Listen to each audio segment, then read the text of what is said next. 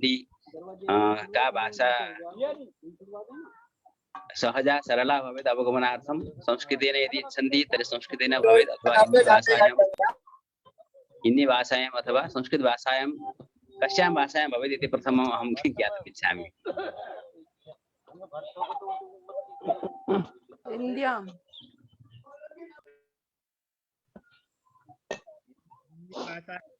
प्रायः जनाः इच्छन्ति अतः हिन्द्याम् ओम अस्तु हिंदी भाषायां भवतु मध्ये संस्कृतस्यापि प्रयोगः संस्कृतं तु शास्त्रं सर्वं संस्कृते अस्ति एव प्रायः सर्वे संस्कृतं जानन्ति इति अपि हिन्दीं जानीयुः। अस्तु तर्हि इदानीं सर्वे श्रोतारः सावधानाः भवन्तु। पुनश्च स्वकीयं यन्त्रं माइक्रोफोन म्यूट कुर्वन्तु यदि अहं निवेदयामि। तर्हि पूर्वम् अहं मम स्क्रीन शेयर करोमि।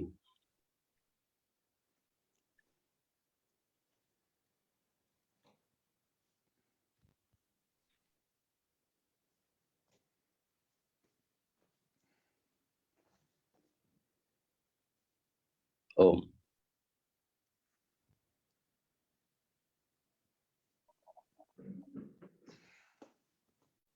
ओम दृश्यते दृश्यते खलु सम्यक्। अस्तु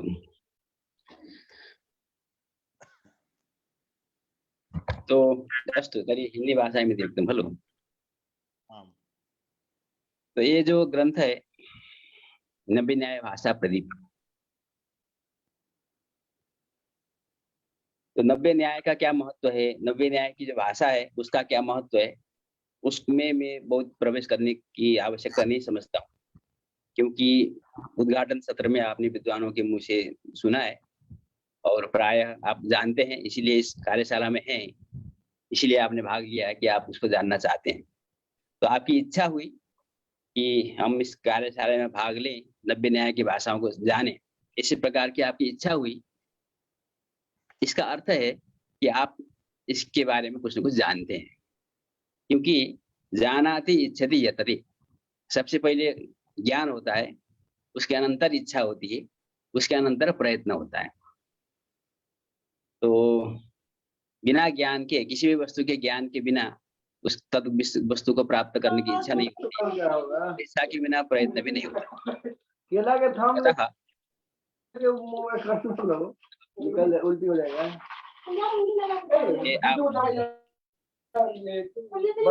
ब्रश के उल्टा करके घुसा दो। हाँ ठीक है।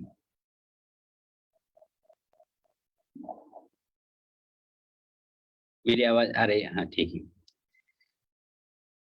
तो इसलिए मैं बता रहा था कि पहले ज्ञान, फिर इच्छा, उसके अनंतर में प्रयत्न। तो आपको ज्ञान है कि न्याय शास्त्र का महत्व है, विशेषतः नव्य न्याय शास्त्र का अभी हम इसके संदर्भ में चर्चा कर रहे हैं। और उसकी जो भाषा है, नव्य न्याय की जो भाषा है, जो शैली है प्रतिपादन करने की, वो अत्यंत महत्वपूर्ण है, जो विशेषतः शास्त्र अध्ययन करना चाहते हैं उसके लिए। और आजकल बहुत से जो तकनीकी क्षेत्र में जुड़े हुए लोग हैं, वो भी उसको जानना समझना चाहते हैं। इसलिए तो आपकी इच्छा हुई, आपकी प्रवृत्ति हुई, आपने इसमें भाग लिया, इसका मतलब है कि आप इसको जानते हैं। तो मैं उस पर ज्यादा महत्व नहीं देता हूं। और आपने शुरू के वर्ग, 2 वर्ग आपने पढ़ भी लिया है, तो मैं सीधा ग्रंथ के आगे बढ़ता हूं। तो मैं थोड़ा सा 1 मिनट समय शुरू होने से पहले लेता हूं।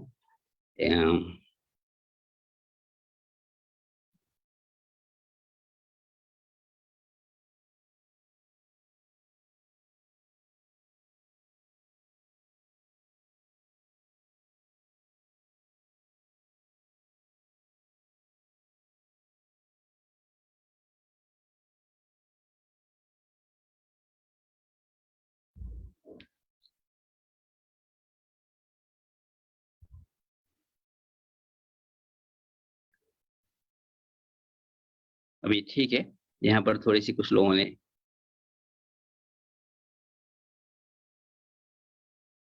चलिए ओम, मैं एक बार फिर स्मरण करके फिर आरंभ करता हूँ। ओम गुरुर्ब्रह्मा गुरुर्विष्णु गुरुर्देवो महेश्वरः गुरु साक्षात परम ब्रह्म तस्मै श्री गुरवे नमः। आपको बीच में कभी भी किसी को प्रश्न पूछना है तो आप उसमें जो हाथ खड़ा करने का ऑप्शन होता है, आपका हाथ उठाने का, आप उसका प्रयोग कर सकते हैं। आप बीच में प्रश्न फिर कर सकते हैं, लेकिन जब तक आपको सुनना है आप अपने को म्यूट रखिए। जब आपको बोलना है, प्रश्न करना है, आपको अनुमति जब मिलेगी तो आप प्रश्न करिएगा, उसके बाद फिर अपने को म्यूट करिएगा। क्योंकि आपके बैकग्राउंड में जो आवाजें आती है आपको उसके बारे में पता नहीं चलता है, लेकिन वो माइक्रोफोन उसको ले लेता है और बाकी सारे सुनने वालों को उसका प्रभाव पड़ता है, और मुझे विशेषतः प्रभाव पड़ता है क्योंकि मेरा ध्यान भंग हो जाता है।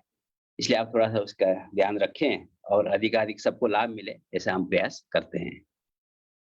तो आयोजक को मैं सबसे पहले धन्यवाद देना चाहता हूँ पुनः एक बार, ये अवसर आपने दिया और सभी जो प्रतिभागी इसमें लाभान्वित हो रहे हैं।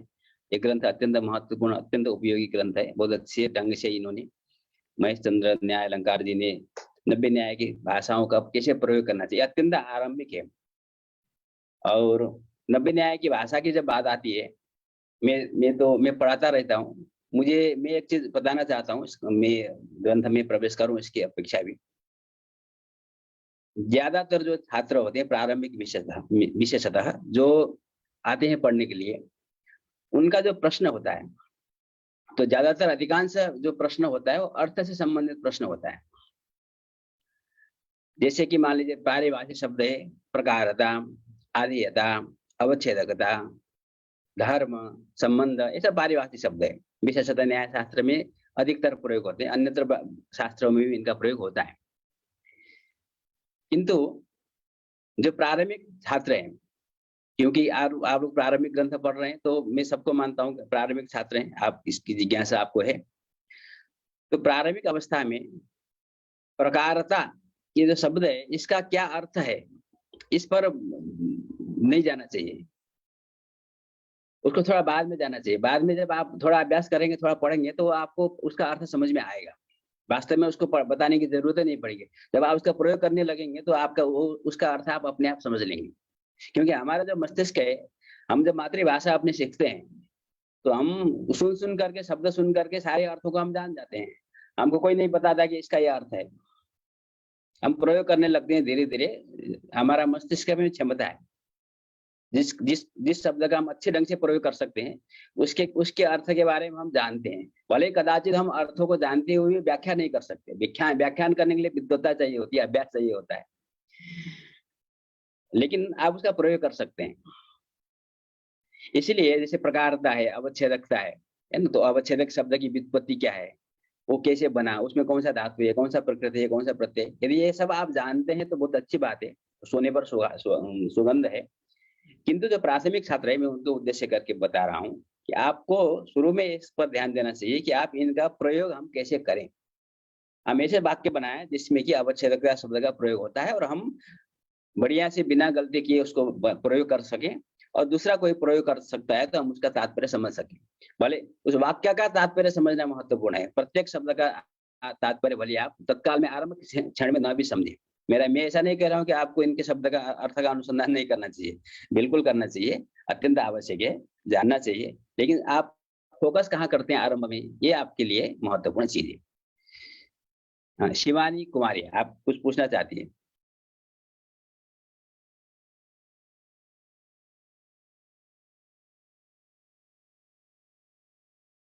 चलिए, लग रहा है कि वो हाथ भी ऐसे ही उठाया है, क्योंकि अभी तो वैसे प्रश्न पूछने का अवसर पता नहीं हमने तो बहुत शुरू ही नहीं किया है। तो मैंने थोड़ी भूमिका बताई। आप लोग जो भी श्रोता हैं, थोड़ा ध्यान से आराम से मोबाइल को सामने रख करके सुन लीजिए। ठीक, मोबाइल वो कभी कभी उसको प्रयोग करने के लिए क्या क्या है उसको जानने की रिसर्च, अब ये रिसर्च के चक्कर में कई जगह पर आप स्पर्श करते हैं तो जो कि स्क्रीन में चीजें दिखाई देती है। तो आराम से आप सुनिए, शास्त्र का आनंद लीजिए। तो मैं आगे बढ़ता हूँ, विषय का आरंभ करता हूँ।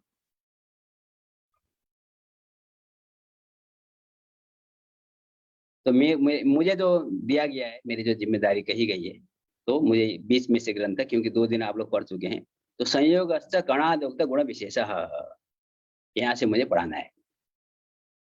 तो मैं यहीं से शुरू करूं, इससे पहले मैं थोड़ा सा इससे पहले ये संदर्भ कहाँ से आ रहा है, तो वहां ऊपर में जाना चाहता हूँ। तो मैं कल का पाठ आपको याद दिला रहा हूँ, आप लोग जानते हैं, मैं केवल संदर्भ जोड़ने के लिए इसको मैं दिखाया हूँ, मैं इसको प्रेजेंट किया हूँ, मैं इसकी व्याख्या नहीं करने वाला हूँ। तो ये जो प्रसंग अभी चल रहा है वो संबंधस्य द्विविधः, यहाँ से आरंभ हो रहा है। संबंधस्य द्विविधः साक्षात परंपरा वेदात। तो दो प्रकार के संबंध की बात ग्रंथकार कर रहे हैं यहाँ पर, साक्षात संबंध और परंपरा संबंध। और जो साक्षात संबंध है वो समवाय, संयोग, स्वरूप आदि, ये वेदात बहुविध, प्रत्येक की व्याख्या करनी है इनको। यहाँ पर उन्होंने उदाहरण भी दिया। उसके अनंतर वो समवाय स करके, समवाय का जो समवाय षष्ठ पदार्थ है, समवाय का परिचय उन्होंने दे दिया, आपने उसको कल पढ़ा। अब उसके बाद समवाय के प्रतिपादन करने के बाद दूसरा का नंबर आता है संयोग संबंध का। तो हम जो आरंभ करेंगे, तो यहाँ से हम आरंभ करेंगे संयोगस्य कणादुक्त गुण विशेष। संयोग जो है महर्षि कणाद के द्वारा कहा गया गुण विशेष है। ठीक, अब देखिए महर्षि कणाद ने क्या कहा, तो मैं वहां आपको बताना चाहता हूँ। तो महर्षि कणाद ने जो सूत्र लिखे उसमें उन्होंने पदार्थ के बारे में प्रतिपादन किया, 7 पदार्थ अथवा 6 पदार्थ अभाव को बाद में जोड़ा गया, अथवा कणाद के ऐसे कुछ सूत्र है, उस पर विद्वानों के बीच में विवाद हो सकता है, लेकिन सामान्यतः हम लोग मानते हैं परंपरागत रूप में कि महर्षि कणाद को ही अब भी अभाव पदार्थ उनको इष्ट था, किंतु उन्होंने जो प्रथम सूत्र है जहां उन्होंने विभाजन किया वहां उसका उल्लेख नहीं किया। बाद में कई ऐसे सूत्र हमारे पास मिलते हैं जो कि अभाव के 4 भेदों का प्रतिपादन करते हैं। उसी प्रकार से जब उन्होंने गुण का प्रतिपादन किया, तो ये गुण सूत्र, गुण को प्रतिपादन करने वाला सूत्र है रूपरस गंध स्पर्शाः संख्या परिमाणानि पृथक्त्वं संयोग विभागो परत्वा परत्वे बुद्धयः सुख दुखे इच्छा द्वेषो प्रयत्नाश्च गुणा, ये वैशेषिक सूत्र है। तो ये इस सूत्र में आप देखेंगे तो इसमें केवल 17 गुण है, इसमें 24 गुण नहीं है। किंतु हम लोग जब तर्क संग्रह पढ़ते हैं, न्याय सिद्धांत मुक्तावली पढ़ते हैं और कोई भी न्याय के ग्रंथ पढ़ते हैं, तो हमको ज्ञात है कि 24 गुण होते हैं। ठीक, तो यहाँ पर भी यही बात हमको समझनी है कि बाद में महर्षि कणाद के सूत्रों को देखते हुए अन्य सूत्रों में उन्होंने जिन गुणों का प्रतिपादन किया है उनका संग्रह करके च शब्द समुचिताश्च, जो भाष्यकार है प्रशस्तवाद भाष्य, प्रशस्तवाद जो भाष्यकार है वैशेषिक भाष्य के ऊपर जिन्होंने भाष्य किया है, उन्होंने लिखा कि सूत्र की व्याख्या करते समय में आरंभ में ही च शब्द समुचिताश्च, इसमें प्रयत्नाश्च गुणा, जो च है, च शब्द जो सूत्रकार ने प्रयोग किया है, तो उन्होंने अनुक्त समुच्चय के लिए च का प्रयोग किया है। तो जो अनुक्त है कौन कौन है, तो भाष्यकार ने उनका ग्रहण किया, गुरुत्व, द्रवत्व, स्नेह, संस्कार, धर्माधर्म शब्दाः सप्तैव इत्येवं चतुर्विंशतिर्गुणा। इस प्रकार से 24 गुण होते हैं, ऐसा भाष्यकार ने कहा। उसके अनंतर जितने भी व्याख्याकार आदि आए, उन सब में पूरे न्याय परंपरा जानता है कि गुण 24 होते हैं। तो इन 24 गुण में से हमको जिसकी चर्चा करनी है वो है संयोगस्य कणादुक्त गुण विशेषः। तो संयोग नाम का एक गुण है, रूप रस गंध स्पर्श संख्या परिमाण पृथक तो संयोग। तो ये संयोग नाम का गुण, तो संयोग कौन सा पदार्थ है, क्योंकि पहले तो उन्होंने प्रश्न पूछा था संबंध के बारे में, फिर समवाय की उन्होंने प्रतिपादन किया, तो समवाय संबंध का प्रतिपादन किया। समवाय जो है एक पदार्थ है, समवाय का आपने लक्षण वगैरह पढ़ा। नंबर ಎಷ್ಟಾಗಿತ್ತು? 5 4 ಅಷ್ಟೇ ಫಸ್ಟ್। उसके बाद संयोग की बात आई, तो संयोग के बारे में प्रश्न पूछा है कि संयोग क्या चीज है, तो उसका उत्तर ग्रंथकार देते हैं संयोग जो है महर्षि कणाद के द्वारा कहा गया गुण विशेष है। संयोग से कणादुक्त गुण विशेष।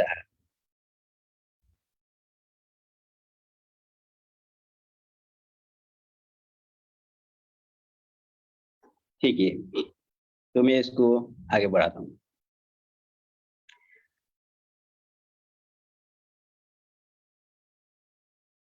अब देखिए संयोग संबंध, क्योंकि संयोग के यहाँ पर संबंध के विषय में हमको चर्चा करनी है। संबंध के आधार पर संयोग गुण है किंतु वो संबंध है, क्योंकि संबंध के विषय में हम चर्चा कर रहे हैं। संबंध साक्षात और परंपरा संबंध का प्रसंग चल रहा है। समवाय संबंध का प्रतिपादन करने के बाद संयोग संबंध की चर्चा हो रही है। संयोग संबंध जो गुण है वो पदार्थ है, द्रव्य 7 पदार्थ में से कहाँ आएगा, तो कहा गुण पदार्थ है। और संयोग क्या है, संबंध है। संबंध 2 पदार्थ के बीच में होता है, संबंध द्विष्टः, 2 में संबंध रहता है। आपने संबंध के बारे में पढ़ा होगा कल के पाठ में। तो समवाय का अवयव, अवयवी, गुण, गुणी, ये सब स्थान है। तो संयोग का स्थान कहाँ है, संयोग कहाँ होता है, किन पदार्थों के बीच में संयोग संबंध होता है, ये जब प्रश्न आएगा तो आपको कहना है द्रव्ययोः संयोगः। दो द्रव्यों के बीच में संयोग संबंध होता है, दो द्रव्यों का संबंध हमेशा संयोग संबंध होता है, ये हमको ध्यान रखना है। और ये बहुत आसान है, समवाय के लिए तो आपको थोड़ा 5 जगह देखनी होती है, किंतु संयोग के लिए बस दो, यदि पदार्थ दोनों द्रव्य हैं तो उन दोनों द्रव्यों के बीच में यदि वो संबंध है वो संयोग संबंध है। किंतु एक जगह पर छोड़ करके, एक जगह पर आपको छोड़नी पड़ेगी, दोनों द्रव्य होने पर भी यदि अवयव और अवयवी हैं, घट और कपाल है, पट और तंतु है, तो वहां पर संयोग संबंध नहीं होता, क्योंकि वहां पर समवाय संबंध होता है। ठीक है, तो यदि अवयवावयवी भाव नहीं है तो अन्य तो स्वतंत्र यदि दो पदार्थों के, दो द्रव्यों के बीच में यदि संबंध हो रहा है तो वहां पर अवश्य संयोग संबंध होगा, ये हमको समझना चाहिए। जैसे कुछ उदाहरण है, ग्रंथवान ग्रंथालय, जैसे ग्रंथालय है ना, आपकी जो लाइब्रेरी है, पुस्तकालय, उसमें ग्रंथ है, तो ग्रंथ ये द्रव्य है, पृथ्वी है ना, कागज से बना हुआ है, और ग्रंथालय भी पृथ्वी है, मिट्टी पत्थर से बना हुआ है। तो ग्रंथालय भी एक द्रव्य है, ग्रंथ भी द्रव्य है, तो ग्रंथालय और ग्रंथ का जो संबंध होगा वह संयोग संबंध होगा।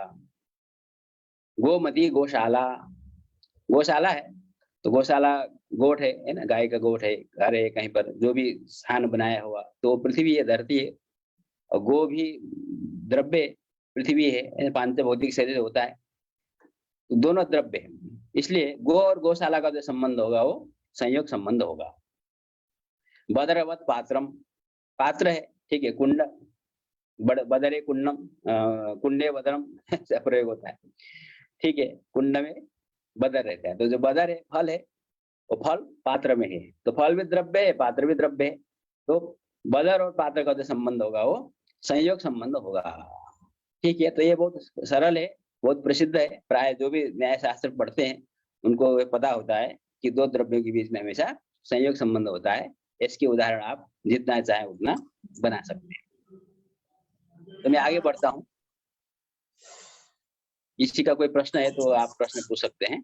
सर जो संयोग को थोड़ा सा एक उदाहरण से। हाँ, अभी हमने उदाहरण तो दिया, जैसे आपको मतलब अभी हमने ये तो समझ में आ रहा है कि जैसे दोनों चीज द्रव्य हैं, जैसे बर्तन है और फल है, तो दोनों मतलब बर्तन के अंदर फल है, दोनों का एक संबंध है।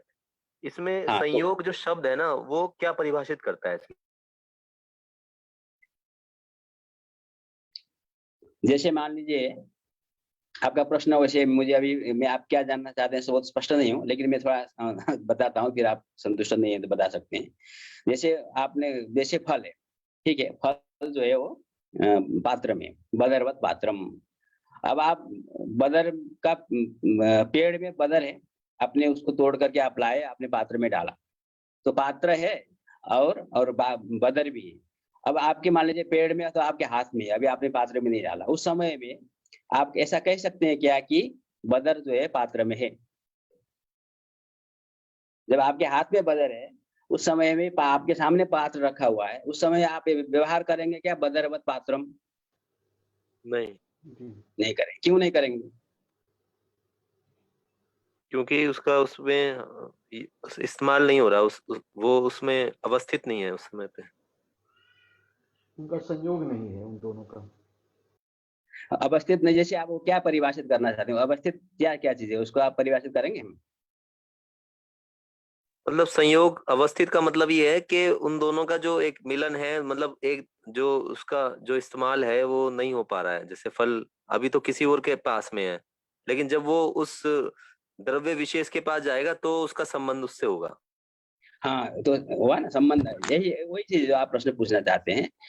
अभी बदर में, अभी हाथ में आपका बदर का संबंध है, अभी जब आप पात्र में रखेंगे तब जाकर के बदर का संबंध पात्र में होगा। जब तक बदर का संबंध पात्र में नहीं होगा तब तक हम बदरवत पात्र में ऐसा व्यवहार नहीं कर सकते। तो बदरवत, भले ही बदर भी है कहीं पर, पात्र भी कहीं पर है, उस समय में हम बदरवत पात्र प्रयोग नहीं कर सकते। हम कब करेंगे? जब दोनों के बीच में संबंध होगा। तो जो संबंध है, जिस संबंध के आधार पर आप बदरवत पात्र में व्यवहार करने में समर्थ हैं, वो संबंध का ही नाम है संयोग संबंध। संयोग क्यों? क्योंकि वो पात्र भी द्रव्य है, बदर भी द्रव्य है। यदि वो गुण और गुणी होते है ना, तो वहां पर हम समवाय संबंध का व्यवहार करते हैं। तो संबंध किसको कहते हैं? संबंध के बारे में विशिष्ट बुद्धि नियामकत्व, संबंध जहां पर होता है वहां पर विशिष्ट बुद्धि होती है, अर्थात यह विशेषण है और ये विशेष्य है, अथवा कदाचित आधारदेव आपकी बुद्धि भी हो सकती है। तो बदरवत पात्रम जब हम कह रहे हैं तो हम क्या बताना चाहते हैं कि पात्र में बदर का संबंध है। हम केवल पात्र और बदर की बात नहीं कर रहे हैं, हम पात्र में बदर का संबंध है बताना चाह रहे हैं। वो मतु प्रत्यय जो है संबंध को बता रहा है। वो जो संबंध क्या है प्रश्न आया, तो हम लोगों ने विचार किया कि हम लोगों ने एक व्यवस्था बनाई कि कहाँ संबंध तो ठीक है सब जगह पर हो रहा है, कोई भी वस्तु कहीं भी रहता है तो कोई ना कोई संबंध होता है। तो और कौन कौन से संबंध होंगे, तो उसका विभाजन करते समय में ये तो व्यवस्था बनाई गई कि समवाय संबंध के बारे में आपने पढ़ा, तो 5 जगह पर वो समवाय संबंध होता है। और संयोग संबंध के लिए बहुत आसान एक सीधा सीधा नियम है, यदि दोनों वस्तु जो संबंधित हो रहे हैं वो दोनों ही यदि द्रव्य हैं तो उन दोनों का जो संबंध होगा उसका नाम हमने दे दिया संयोग संबंध। तो जब तक बदर का संयोग पात्र में नहीं होगा तब तक आप पात्र में बदर है ऐसा जो वाक्य आप प्रयोग करते हैं वो प्रयोग आप नहीं कर सकते। ठीक है, तो वो जो आपकी सामर्थ्य आई उसका नियामक जो संबंध है वो संयोग संबंध है। इसलिए हम लोग ग्रंथवान ग्रंथालय बोल रहे हैं ना, ग्रंथवान ये जो हम प्रयोग करने के लिए हम क्यों समर्थ हैं, क्योंकि ग्रंथ ग्रंथालय में संयोग संबंध से विद्यमान है, उन दोनों का संयोग संबंध है ना। यदि संयोग नहीं होगा तो हम ग्रंथवान ग्रंथालय नहीं कह सकते। गाय यदि गौशाला में नहीं होगी, गाय और गौशाला के बीच में संबंध नहीं होगा तो हम गोमती गौशाला ऐसा प्रयोग नहीं कर सकते। ठीक है, वो मैं समझ स्पष्ट हुआ होगा। जी आचार्य। आचार्य जी, ये मेरे को समवाय संबंध समझ नहीं आया था। समवाय जो अभी है तो ना, अभी तो मैं आपको वापस नहीं जा सकता हूँ। यदि हमारे क्लास आज पूरा होने के बाद, मेरा समय पूरा होने के बाद समय बचता है तो हम वहाँ जा सकते हैं, है ना। तो आज आप हमसे वही प्रश्न करेंगे जो मैं यहाँ पढ़ा रहा हूँ, उसी से संबंधित ही प्रश्न करेंगे। और समय अंतिम में बचता है तो हम अन्य प्रश्न भी ले सकते हैं, है ना। लेकिन अभी तत्काल में यदि आप बीच में जब प्रश्न कर रहे होंगे तो आप जरूर ध्यान रखें, अभी वर्तमान में जो संदर्भ चल रहा है उसी के संदर्भ में ही प्रश्न करें। और अन्य समय में, बाकी समय में हम उपलब्ध हैं, आप बाकी समय में भी प्रश्न कर सकते हैं। अभी क्योंकि हमारे समय की मर्यादा है ना। ठीक है, तो अभी हमने क्या समझा कि संयोग एक संबंध है, दो द्रव्यों के बीच में संयोग संबंध होता है। वो संयोग संबंध गुण पदार्थ है जो कि महर्षि कणाद के द्वारा सूत्र में बताया गया है। अब यहाँ पर मैं एक प्रतिभागियों के प्रश्न पूछना चाहता हूँ आप लोगों को। ठीक है, तो आप लोगों का इसका जवाब उत्तर देना है। मैं एक उदाहरण देता हूँ, मैं एक प्रश्न पूछता हूँ, तो जो जो जो लिखकर जवाब देना चाहे वो लिखकर जवाब दे सकते हैं, जो बोलकर जवाब देना चाहे वो बोल करके दे सकते हैं। तो मैं एक प्रश्न पूछता हूँ संयोग के संबंध में कि जैसे मैं एक प्रश्न बनाता हूँ। ठीक है, जैसे अच्छा, मैंने एक डायरी ले रखी है, मैं पुस्तक ले रखा है मैंने। ठीक है, यही नव्य न्याय भाषा प्रति ग्रंथ है, तो इसको मैंने अपने हाथ में रखा। ठीक है, तो ये तो आपने समझ लिया कि ये जो पुस्तक है ये हाथ में है, पुस्तक वाहन हस्त ऐसा हम प्रयोग कर सकते हैं। ठीक है, अब प्रश्न जब आएगा कि ये पुस्तक हाथ में किस संबंध से रहेगा, तो अभी आप इसका उत्तर आराम से दे सकते हैं कि पुस्तक और हाथ में कौन सा संबंध है, तो हम कहेंगे संयोग संबंध है, क्योंकि मेरा हाथ भी द्रव्य है और पुस्तक भी द्रव्य है, दो द्रव्यों के बीच में संयोग संबंध होता है। अब मैं दूसरा प्रश्न पूछने जा रहा हूँ जिसका उत्तर आपको देना है। अब यहाँ पर तीन पदार्थ हमारे सामने, तीन वस्तु हमको दिखाई दे रहे हैं, है ना। दो का हमको एकदम साक्षात द्रव्य है, गुण हमको उस तरह से दिखता नहीं जिस प्रकार से द्रव्य दिखता है, इसलिए अभी वो प्रश्न भी आया था संयोग क्या चीज है। अब मेरा प्रश्न है, एक पुस्तक है एक हाथ है, उन दोनों के बीच में संयोग है। ठीक, संयोग कहाँ है मेरा प्रश्न है, आप बहुत ध्यान से दीजिएगा। देखिए, न्याय पढ़ने का अर्थ है, न्याय क्या करता है कि न्याय आपको सामर्थ्य देता है कि आप वस्तुओं को एकदम छोटे छोटे विभाग करके तोड़ करके उसको देख सकें। ठीक, तो आपको उसके अंदर घुस करके तोड़ना है। सर उभयनिष्ठ है। हाँ, रुकिए अभी मैं प्रश्न पूछने वाला हूँ। ठीक है तो मैं थोड़ा भूमिका बना रहा हूँ। तो पुस्तक और हाथ के बीच में, तो अब मेरा प्रश्न है कि संयोग कहाँ है। अभी ये मेरा प्रश्न नहीं है ना, अभी मैं अपने को पूछ रहा हूँ। अभी तो संयोग कहाँ है यदि प्रश्न आएगा तो उसका उत्तर हम देंगे कि हमने शुरू में ही कहा, और उस संबंध में हमेशा आपको ध्यान रखनी है, संबंध हमेशा द्विष्ठ होता है, दोनों में रहता है। ठीक है, तो संयोग जो है दोनों में है, पुस्तक हाथ में है, किंतु पुस्तक और हाथ का संयोग किसमें है, तो प्रश्न आएगा तो आप उत्तर देंगे पुस्तक और हाथ का संयोग पुस्तक में भी है और हाथ में भी है। अब मैं प्रश्न पूछ रहा हूँ कि अब मेरा प्रश्न है जिसको आपको उत्तर देना है कि ये जो संयोग है हाथ में भी है और पुस्तक में भी है, ये तो हमने कहा ठीक। अब प्रश्न आएगा कि अब देखिए आपको सिद्धांत क्या समझना है, कोई भी वस्तु कहीं भी रहता है तो किसी न किसी संबंध से रहता है, वहां किसी न किसी का संबंध होता है। तो पुस्तक हाथ में रहा तो पुस्तक हाथ में संयोग संबंध से रहा, लेकिन जो संयोग है हाथ और पुस्तक का जो संयोग है वो संयोग तो पुस्तक में भी है, संयोग हाथ में भी है। तो संयोग जब पुस्तक में रहेगा तो वो किस संबंध से रहेगा, ये मेरा समवाय प्रश्न से है। सर, समवाय संबंध से रहेगा। हाँ ठीक है, तो मैं बाकी लोगों की भी अपेक्षा करता हूँ कि आप लोग लिख सकते हैं, बोल सकते हैं कि आपको क्या लगता है। सर ये इसमें तो समवाय संबंधी हो, दूसरा कोई संबंध तो हो ही नहीं सकता सर। क्योंकि सर आप जो है ना गुणगुणी के नहीं कारण अभी मैंने आपको प्रश्न पूछा है तो आप उत्तर दीजिए, है ना, आप व्याख्या की आवश्यकता नहीं है। इसमें सर समवाय संबंधी होगा क्योंकि हाँ इतना इसमें पर्याप्त है। हाँ ठीक है, आपने जवाब दिया है ना, अभी उत्तर सही गलत है इसका निर्णय मैं करूंगा थोड़ी देर में। मैं अपेक्षा कर रहा हूँ बाकी लोग भी थोड़ा सा उत्तर बोले अथवा लिखें, इसको क्या लगता है, क्योंकि है ना आपको जो लगता है उसको बताना जरूरी है। जब आप बताएंगे तब आधार आधे भाव संबंध है। यदि सही भी होगा तो गलत जो भी प्रश्न होगा। एक बार पुनः करेंगे, प्रश्न एक बार पुनः। प्रश्न ये कि जब हाथ और पुस्तक का जो संयोग है वो पुस्तक को संयोग, हाथ और पुस्तक का संयोग पुस्तक में अथवा हाथ में किस संबंध से रहता है, ये प्रश्न है। तो अभी तक ज्यादातर दो लोगों ने उत्तर दिया, उन्होंने समवाय बोला, एक अभी उत्तर आया है आधार जवाब और स्वरूप संबंध में। हाँ अब कुछ, हाँ ठीक है, स्वरूप संबंध। आपको अभी जो भी समाधान दे रहे हैं उनको व्याख्या करने की जरूरत नहीं, आप अपने मन में जो लग रहा है को आप बताइए, तो मैं केवल जानना चाहता हूँ। ये गुरुजी समवाय संबंध में। हाँ ठीक है, यहाँ पर धर्म और धर्मी संबंध कुछ लोगों ने संयोग है ना, संयोग लिखा है किसी ने, ठीक है। मतलब मैं चाहता हूँ और आप लोग बहुत कम रेस्पॉन्सेज हैं, है ना, जितनी संख्या में आप लोग यहाँ उपस्थित है उसके हिसाब से साक्षात संबंध है। साक्षात ठीक है, संयोग संबंध समवाय संबंध से रहेगा सर, गुणगुणी के भाग से। ठीक है ठीक है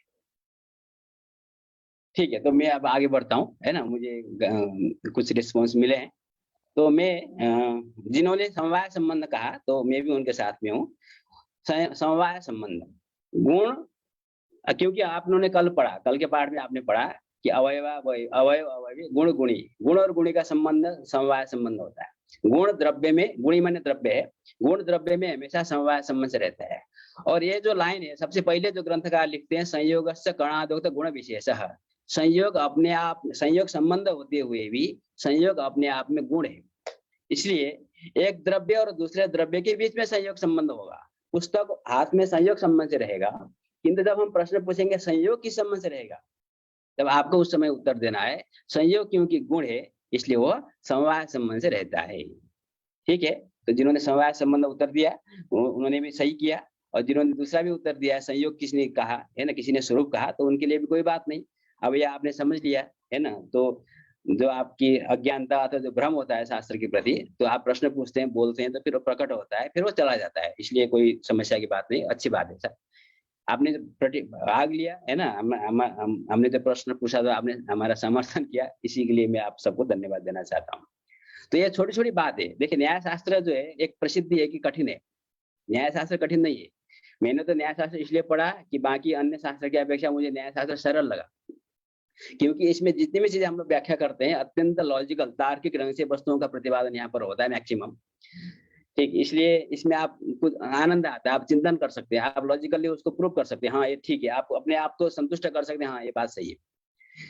आपको किसी शास्त्रकार के ने इसलिए कहा इसलिए हमको मानना है ऐसा कहने की जरूरत नहीं होती न्याय में ज्यादातर। ठीक है, शुरू में भले हम लेकर चलते हैं ग्रंथकार को, लेकिन एक आधार पर उसमें आधार है ना, कि तर्क है, तर्क पर टिका हुआ चीज है, युक्ति संगत चीज है, तो युक्ति के आधार पर आप अपने आप निर्णय कर सकते हैं। आपको ग्रंथ उलट कर देखने की जरूरत नहीं पड़ती कि किसने क्या लिखा है, तो इसलिए थोड़ा सरल है। लेकिन जब तक आप प्रवेश नहीं करते, इसको व्याघ्रमुख भी कहते हैं न्याय शास्त्र, व्याघ्रमुख है ना, एकदम डराता है, चेहरा देखते ही आपको डर लगेगा, किसी को बाघ का मुख देखेंगे। लेकिन जब आप पास में जाते हैं न्याय का, तो वास्तव में बहुत सरल है। लेकिन जो ध्यान देने की बात है, छोटी छोटी चीजें ध्यान देनी चाहिए। जैसे संयोग की बात है, संयोग के बारे में प्राय सब लोग जानते हैं, लेकिन मैंने जो प्रश्न पूछा है इसका मैक्सिमम लोग गलत उत्तर देते हैं। ठीक, तो अभी आप लोगों ने, बहुत लोगों ने सही उत्तर दिया और मैं इसके लिए धन्यवाद करना चाहता हूँ। अब मैं आगे बढ़ता हूँ। आगे का ग्रंथ है कि अब संयोग संबंध, क्योंकि साक्षात संबंध की चर्चा चल रही है ना, साक्षात संबंध। अभी ये यहाँ उत्तर भी आया था साक्षात संबंध, लेकिन मेरा प्रश्न पूछने का आशय ऐसा नहीं था कि साक्षात संबंध है अथवा परंपरा संबंध, कौन सा संबंध है, संबंध विशेष की प्रश्न था। तो समवाय संबंध के बारे में आपने परिचय प्राप्त किया कल के कल। संयोग संबंध के आज हमने थोड़ा सा पढ़ा। संयोग संबंध में बहुत व्याख्या करने की जरूरत नहीं, बहुत स्पष्ट है और सरल है। अब आया स्वरूप संबंध। ठीक है, स्वरूप संबंध के बारे में ग्रंथकार ने लिखा है, तो हम उसकी चर्चा करते हैं। अभावादि संबंध स्वरूप संबंध। अभावादि का जो संबंध है उसको स्वरूप संबंध कहा जाता है। अभावादि, आदि से उपाधि को लिया जाएगा, उसकी हम चर्चा देखते हैं। नहीं तो अभी हम प्रारंभिक रूप में हम क्या समझेंगे, अभाव का संबंध स्वरूप संबंध होता है। अब देखिए यहाँ पर जो 7 पदार्थ को आप देखेंगे, 7 पदार्थ में जो द्रव्य है, द्रव्य और द्रव्य के बीच में संयोग संबंध होता है, ये आपने समझ लिया। और गुण समवाय संबंध रहता है, कर्म समवाय संबंध रहता है, सामान्य का संबंध समवाय संबंध है, विशेष का संबंध भी समवाय संबंध है। समवाय अपने आप में एक संबंध है। तो बचता है अभाव। तो प्रश्न वही बचता है कि अभाव किस संबंध से रहेगा, क्योंकि ये दो जो संबंध की आप बात कर रहे हैं, संयोग संबंध और समवाय संबंध, उसमें तो अभाव का नंबर है नहीं। इसलिए अभाव के लिए कहा कि अब जो देखिए, कोई प्रश्न पूछे स्वरूप संबंध कहाँ होता है, तो आप एक सीधा उत्तर दे सकते हैं कि जहां पर संयोग और समवाय दोनों नहीं होते, वहां पर समवाय स्वरूप संबंध होता है। आप 98 कहीं कहीं थोड़ा सा गलत हो सकता है, क्योंकि और भी संबंध होते हैं, लेकिन आप 99% सही हो जाएंगे। ठीक, जहां पर संयोग नहीं हो रहा है, आप देखिए संयोग हो सकता है क्या, नहीं हो सकता है। स्वरूप समवाय हो सकता है क्या, नहीं हो सकता है। संयोग का कंडीशन आपको पता है, 2 द्रव्यों के बीच में संयोग संबंध होता है। समवाय का कंडीशन आपको पता है, आपने पढ़ा है 5 जगह पर समवाय संबंध होता है। तो जहां संयोग भी नहीं प्राप्त है, समवाय भी नहीं प्राप्त है, तो वहां पर आप एक चांस ले सकते हैं कि वहां पर आप स्वरूप बोल सकते हैं। इसलिए जो बचा पदार्थ आप ऐसे भी लॉजिकली देखते हैं तो समवाय बचता है। तो अभाव का जो संबंध है वो संबंध समवाय, अभाव बचता है। अभाव का जो संबंध है उसको हम स्वरूप संबंध कहते हैं। अभाव आदि संबंध स्वरूप संबंध। ठीक है, यथा उदाहरण दे रहे हैं ग्रंथकार, भूतले पटो नास्ति इत्यादि। जैसे हमने कहा भूतले पटो नास्ति, भूतल में पट नहीं है ना, पटाभाव भूतलम। ठीक, तो ये पटाभाव है। भूतल में जब पट रहेगा, तो जिस समय में भूतल में पट रहेगा, तो उस समय में भूतल में पट संयोग संबंध से रहेगा, क्योंकि पट भी द्रव्य है और भूतल भी द्रव्य है। किंतु जब पट नहीं है भूतल में, उस समय में भूतल में पट का अभाव रहेगा। ठीक है, वस्तु जहां पर रहता है उसको छोड़ करके अन्यत्र उसका अभाव रहता है। और अभाव ही यहाँ पर हम अत्यंताभाव की बात कर रहे हैं। वैसे चारों अभाव स्वरूप संबंध से रहते हैं। यहाँ पर जो पटा अभाव भूतल में जब हम बोल रहे हैं, तो हम केवल अभाव शब्द का जब प्रयोग करते हैं, तो हम लोग को समझना चाहिए कि वहां पर हम अत्यंताभाव की चर्चा कर रहे होते हैं। जब अन्य भाव की चर्चा करनी होती है तो हम भेद शब्द का प्रयोग करते हैं, पट भिन्नम भूतलम इत्यादि प्रयोग करते हैं वहां पर। ठीक है, तो पटाभाव एक अत्यंताभाव है, वो भूतल में रह रहा है। तो प्रश्न आएगा कि भूतल में जब पटाभाव रहता है, कोई भी वस्तु कहीं भी रहता है, तो किसी न किसी संबंध से रहता है। ये आपको एक सिद्धांत समझ लेना है कि 2 वस्तु की बात हो रही है तो वहां कोई न कोई संबंध होना चाहिए। तो पटाभाव भूतल में है जब हमने कहा, तो आपको प्रश्न पूछना है कि किस संबंध से है। कभी भी कोई आपको पूछे कि यहाँ पर ये वस्तु रहता है, तो आपको फट से प्रश्न पूछ लेना है किस संबंध से रहता है, तो उसका उत्तर हो जाएगा यहाँ पर। क्योंकि पटाभाव अभाव है, वो तो द्रव्य नहीं है, तो संयोग संबंध नहीं हो सकता, तो गुण आदि भी नहीं है, तो समवाय संबंध भी नहीं हो सकता। अतः इसका अभाव का जो संबंध है वो स्वरूप संबंध है। भूतले पटोनास्ति इत्यादि भूतले पटाभावस्य स्वरूप संबंध प्रतीयते। स्वरूप संबंध विशेषणता यदि नामांतरम। देखिए, अब इसमें आपको ये मेरे जो प्रेजेंटेशन है उसको भी थोड़ा ध्यान देना है। तो मैंने जो ये लाल कलर में जो लिखा है वो मूल ग्रंथ है, नव्य न्याय भाषा प्रदीप। और दूसरे कलर में जो भी मैंने लिखा है, तो या तो जैसे मैंने उदाहरण दिया है उसमें लिखा है ये सूत्रभाष्य, अथवा मैंने अपने हिसाब मैंने अपने तरफ से जोड़ा हुआ है, वो मूल ग्रंथ नहीं है। ठीक है, नहीं तो फिर आप किताब में कुछ चीज ढूंढेंगे जो मैंने यहाँ पर लिखा है, आप कहेंगे तो यहाँ पर है ही नहीं। तो जो लाल अक्षर में मैंने लिखा है वही केवल मूल ग्रंथ है, उसके आधार पर मैंने कुछ चित्र बनाए जिससे कि आपको समझने में सुविधा हो। ठीक है, अब वैसे ये बहुत स्पष्ट है, लेकिन फिर भी मैं एक दो उदाहरण से आपको और स्पष्ट करना चाहता हूँ। रूपा भाव जो है वायु में रहता है, वायु में रूप नहीं है तो वायु में रूप का अभाव है, तो हम कहेंगे रूपा भाववान वायु। तो रूपा भाव वायु में रहेगा, रूप कहाँ रहता है? रूप पृथ्वी में है, जल में, तेज में, तीन जगह पर, तीन द्रव्य में रूप रहता है। तो तीन द्रव्य में जब रूप रहेगा तो रूप किस संबंध से रहेगा? तो उसका उत्तर आता है कि रूप पृथ्वी, जल और तेज में समवाय संबंध से रहता है, क्योंकि रूप गुण है, गुण का संबंध, गुण गुणी का संबंध समवाय संबंध है। किंतु वायु में रूप नहीं है, तो जहां पर रूप नहीं रहेगा वहां पर रूप का अभाव रहेगा। सीधे सीधा लॉजिक है। तो रूपाभाव वायु में रूपाभाव है, तो जब हमने कहा कि वायु में रूपाभाव है तब आपको प्रश्न पूछना है कि किस संबंध से है, तो उसका उत्तर आएगा स्वरूप संबंध। ठीक है, तो यहाँ एक स्वरूप संबंध आपको समझ लेना है। तो कहीं भी अभाव की जब बात आई तो वहां पर आपको स्वरूप संबंध समझना चाहिए। गवा भाववत वनम है ना, गौ का अभाव, गो कहाँ है? गाय, गाय जो है वो गौशाला में है, गोमती गौशाला है। तो वन में तो गो नहीं है, वन में क्या है? गवा भाव है। तो गवा भाव, गो का जो अभाव है अत्यंता भाव, गवात्यंता भाव, तो गवात्यंता भाव वन में है, तो वन में गवात्यंता भाव है, गवा भाव है, तो किस संबंध से? तो प्रश्न आएगा, तो उसका उत्तर आपको देना है, क्योंकि अभाव है, अभाव का संबंध स्वरूप संबंध है। ठीक है, अब इसी स्वरूप संबंध को ही कहीं कहीं ग्रंथकार विशेषणता ऐसा लिखते हैं, इति नामांतरम। जैसे आप लोग पंचलक्षणी आदि जो ग्रंथ पढ़ेंगे तो वहां पर ग्रंथकार स्वरूप संबंध भी लिखते हैं, कहीं कहीं पर वो विशेषणता संबंध देना ऐसा लिखते हैं। तो जहां पर विशेषणता शब्द का प्रयोग होता है वहां पर आपको समझना चाहिए वो स्वरूप संबंधी की बात कर रहे हैं, वो नामांतर मात्र है, पर्यायवाची शब्द है। स्वरूप संबंध का दूसरा नाम विशेषणता संबंध है, जो कि ग्रंथकार इस शब्द का भी बहुत है ना प्रचुर रूप से इसका प्रयोग विशेषतः जो 90 न्याय के जो विशिष्ट ग्रंथ है, मणि ग्रंथ, उसके ऊपर जो व्याख्यान आदि होते हैं, प्रकरण ग्रंथ, उनमें विशेषणता शब्द का प्रयोग द्वितीयकार, रघुनाथ है ना, गदाधर भट्टाचार्य सब ग्रंथकार करते हैं। ठीक है, ये तो ग्रंथ की सीधी सीधी बात हुई। लेकिन यहाँ पर एक प्रश्न आता है कि अभाव आदि लिखा है, अभाव आदि का, तो अभाव का संबंध स्वरूप संबंध समझ में आया। ये आदि कौन है?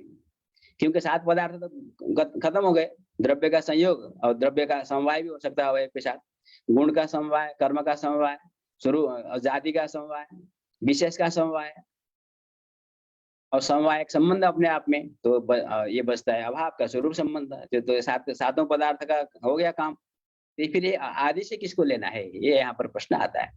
तो आपको समझना चाहिए कि आपने शुरू में आपने पढ़ा है, ग्रंथ के आरंभ में ग्रंथकार जो है सखंडोपाधि और अखंडोपाधि की उन्होंने ग्रंथकार ने चर्चा की और आपने उसको पढ़ा है, इसलिए मुझे बहुत ज्यादा व्याख्या करना नहीं है। तो जो अखंडोपाधि है, ठीक है, जैसे गगन में रहने वाला गगनत्व, जहां पर तो लगाते हैं वो जाति होती है ऐसी बात नहीं है। जैसे पृथ्वी में पृथ्वी तो जाती है, जल में रहने वाले जल तो जाती है सामान्य, और पृथ्वी तो जल तो तेजस तो जाती है, वायु तो जाती है, किंतु आकाश तो जाति नहीं है, क्योंकि आकाश तो केवल आकाश में है, एक व्यक्ति मात्र में रहने वाला जाति नहीं होता है। तो आकाश में रहने वाला जो आकाश तत्व है उसको क्या कहेंगे, प्रश्न आएगा। तो उसके लिए हमने एक नाम दे रखा नहीं है उन्हें समझने के लिए कि उसको हम उपाधि कहेंगे। तो आकाश तत्व एक उपाधि है। अब प्रश्न आएगा आकाश तत्व आकाश में किस संबंध से रहेगा, और वो द्रव्य भी नहीं है, गुण आदि भी नहीं है, तो इसलिए वहां संयोग संबंध की भी संभावना नहीं है और स्वरूप समवाय संबंध की भी संभावना नहीं है। तो ऐसे स्थल में ऐसे जो धर्म है जैसे आकाशत्व, ऐसे धर्मों को यहाँ पर हम आदि शब्द से ले लेंगे। तो ये जो अखंडोपाधि आदि जो धर्म कहा गया, इनका जो संबंध होता है वो भी स्वरूप संबंध होता है। ठीक है, और अब देखिए, मान लीजिए द्रव्य में द्रव्य तो जाती है, गुण में गुण तो जाती है, कर्म में कर्म तो जाती है, तो ठीक है, क्योंकि जाति द्रव्य गुण कर्म 3 में ही रहती है। किंतु जो चतुर्थ पदार्थ है सामान्यत्व, इसमें सामान्यत्व रहेगा। तो सामान्य में सामान्यत्व किस संबंध से रहेगा, प्रश्न आएगा। विशेष में विशेषत्व रहेगा, विशेष तो परमाणु में समवाय संबंध रहेगा, किंतु विशेष में विशेषत्व किस संबंध से रहेगा, प्रश्न आएगा। और समवाय में समवायत्व किस संबंध से रहेगा, प्रश्न आएगा। और अभाव तो स्वरूप संबंध रहेगा, ठीक है, किंतु अभाव में जो अभावत्व किस संबंध से रहेगा, प्रश्न आएगा। क्योंकि अभावत्व एक पदार्थ है, सामान्यत्व पदार्थ है, विशेषत्व पदार्थ है, ये सारे जो पदार्थ है इनको हम एक अपने आसानी से समझने के लिए हम उपाधि कह देते हैं। इनका जो संबंध है उसको हम स्वरूप संबंध कहते हैं। तो अभाव का संबंध और जो उपाधि का जो संबंध है वो स्वरूप संबंध होता है। ठीक है। अच्छा, तो मयंक पांडे शायद कुछ प्रश्न पूछना चाहते हैं।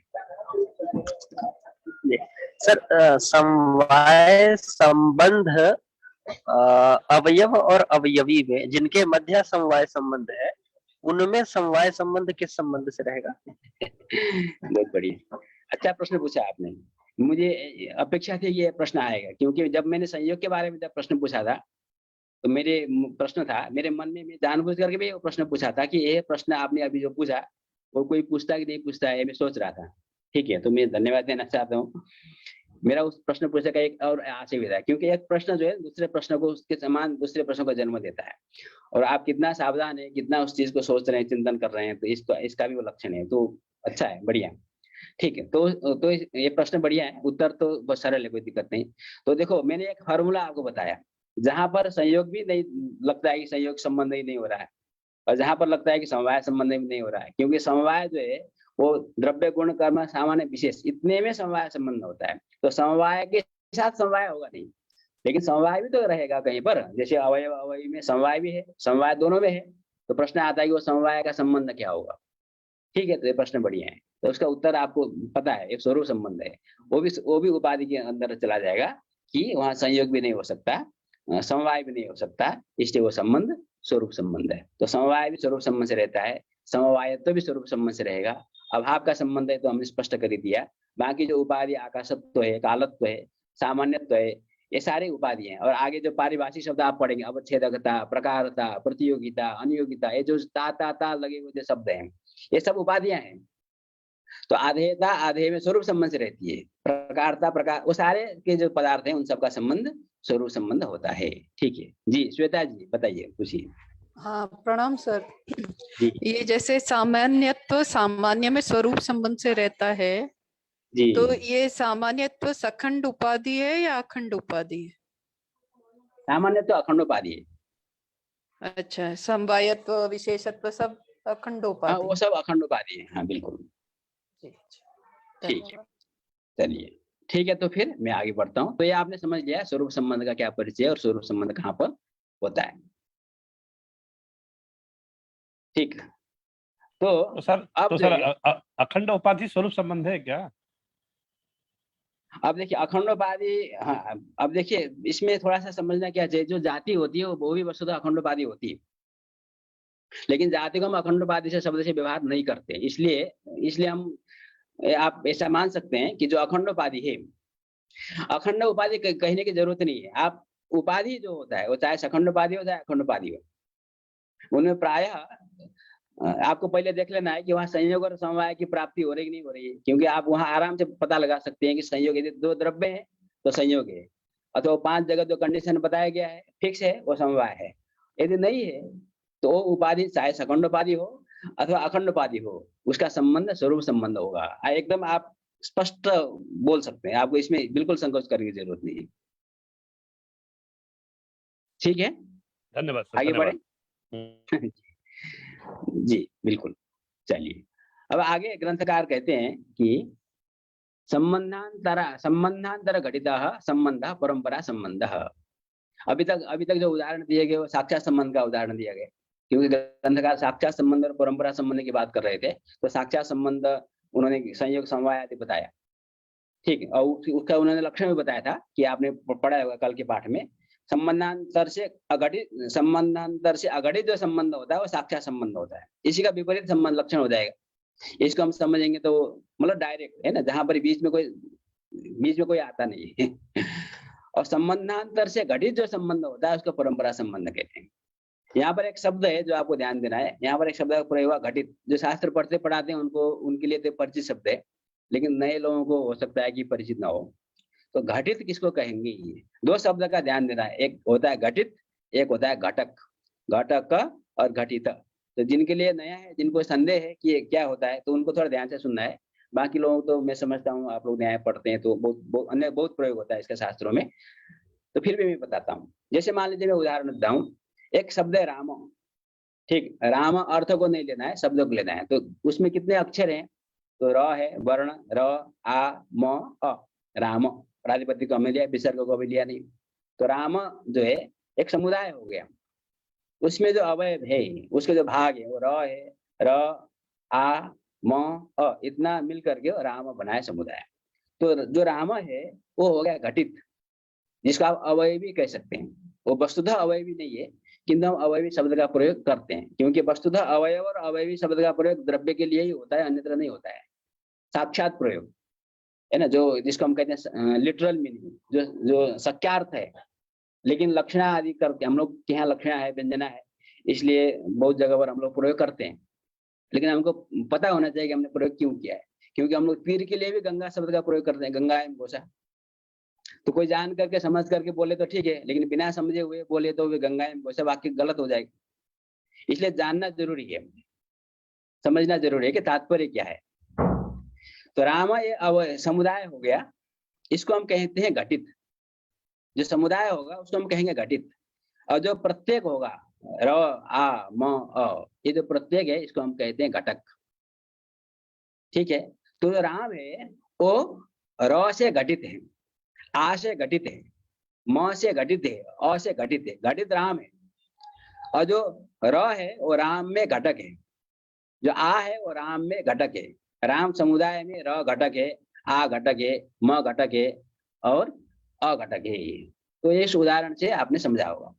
तो आप एक समुदाय बनाइए लंबा 2-3 जोड़ करके, तो एक एक उसका जो भाग होगा वो घटक होता चला जाएगा, और जो समुदाय होगा वो घटित होगा। तो प्रत्येक से घटित समुदाय होता है और प्रत्येक जो समुदाय में घटक होता है। ठीक, मैं समझता हूँ कि मैं सफल हूँ समझाने के लिए। जो पहले से नहीं समझे होंगे उनके लिए, जो पहले से मालूम है उनके लिए कोई बात नहीं।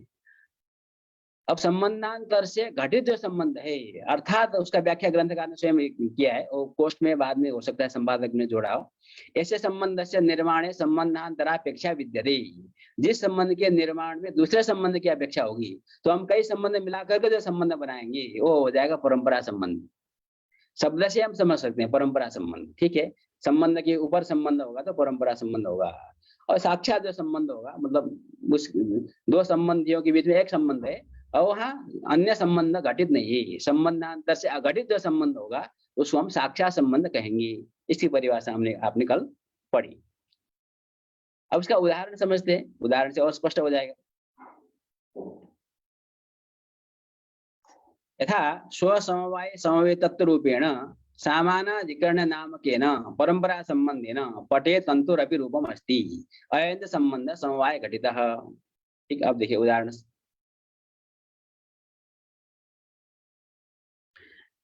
तो यहाँ पर एक है पट आपका, ठीक, एक लीजिए पट। पट जो है समवाय संबंध से कहाँ रहता है?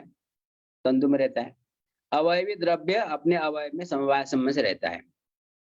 ठीक है, जैसे कि पट तंतु में रहेगा, घड़ कपाल में रहेगा, तो अवयवी द्रव्य अपने अवयव में समवाय संबंध से रहता है। ये आप जानते हैं, आपने समवाय संबंध पढ़ा है।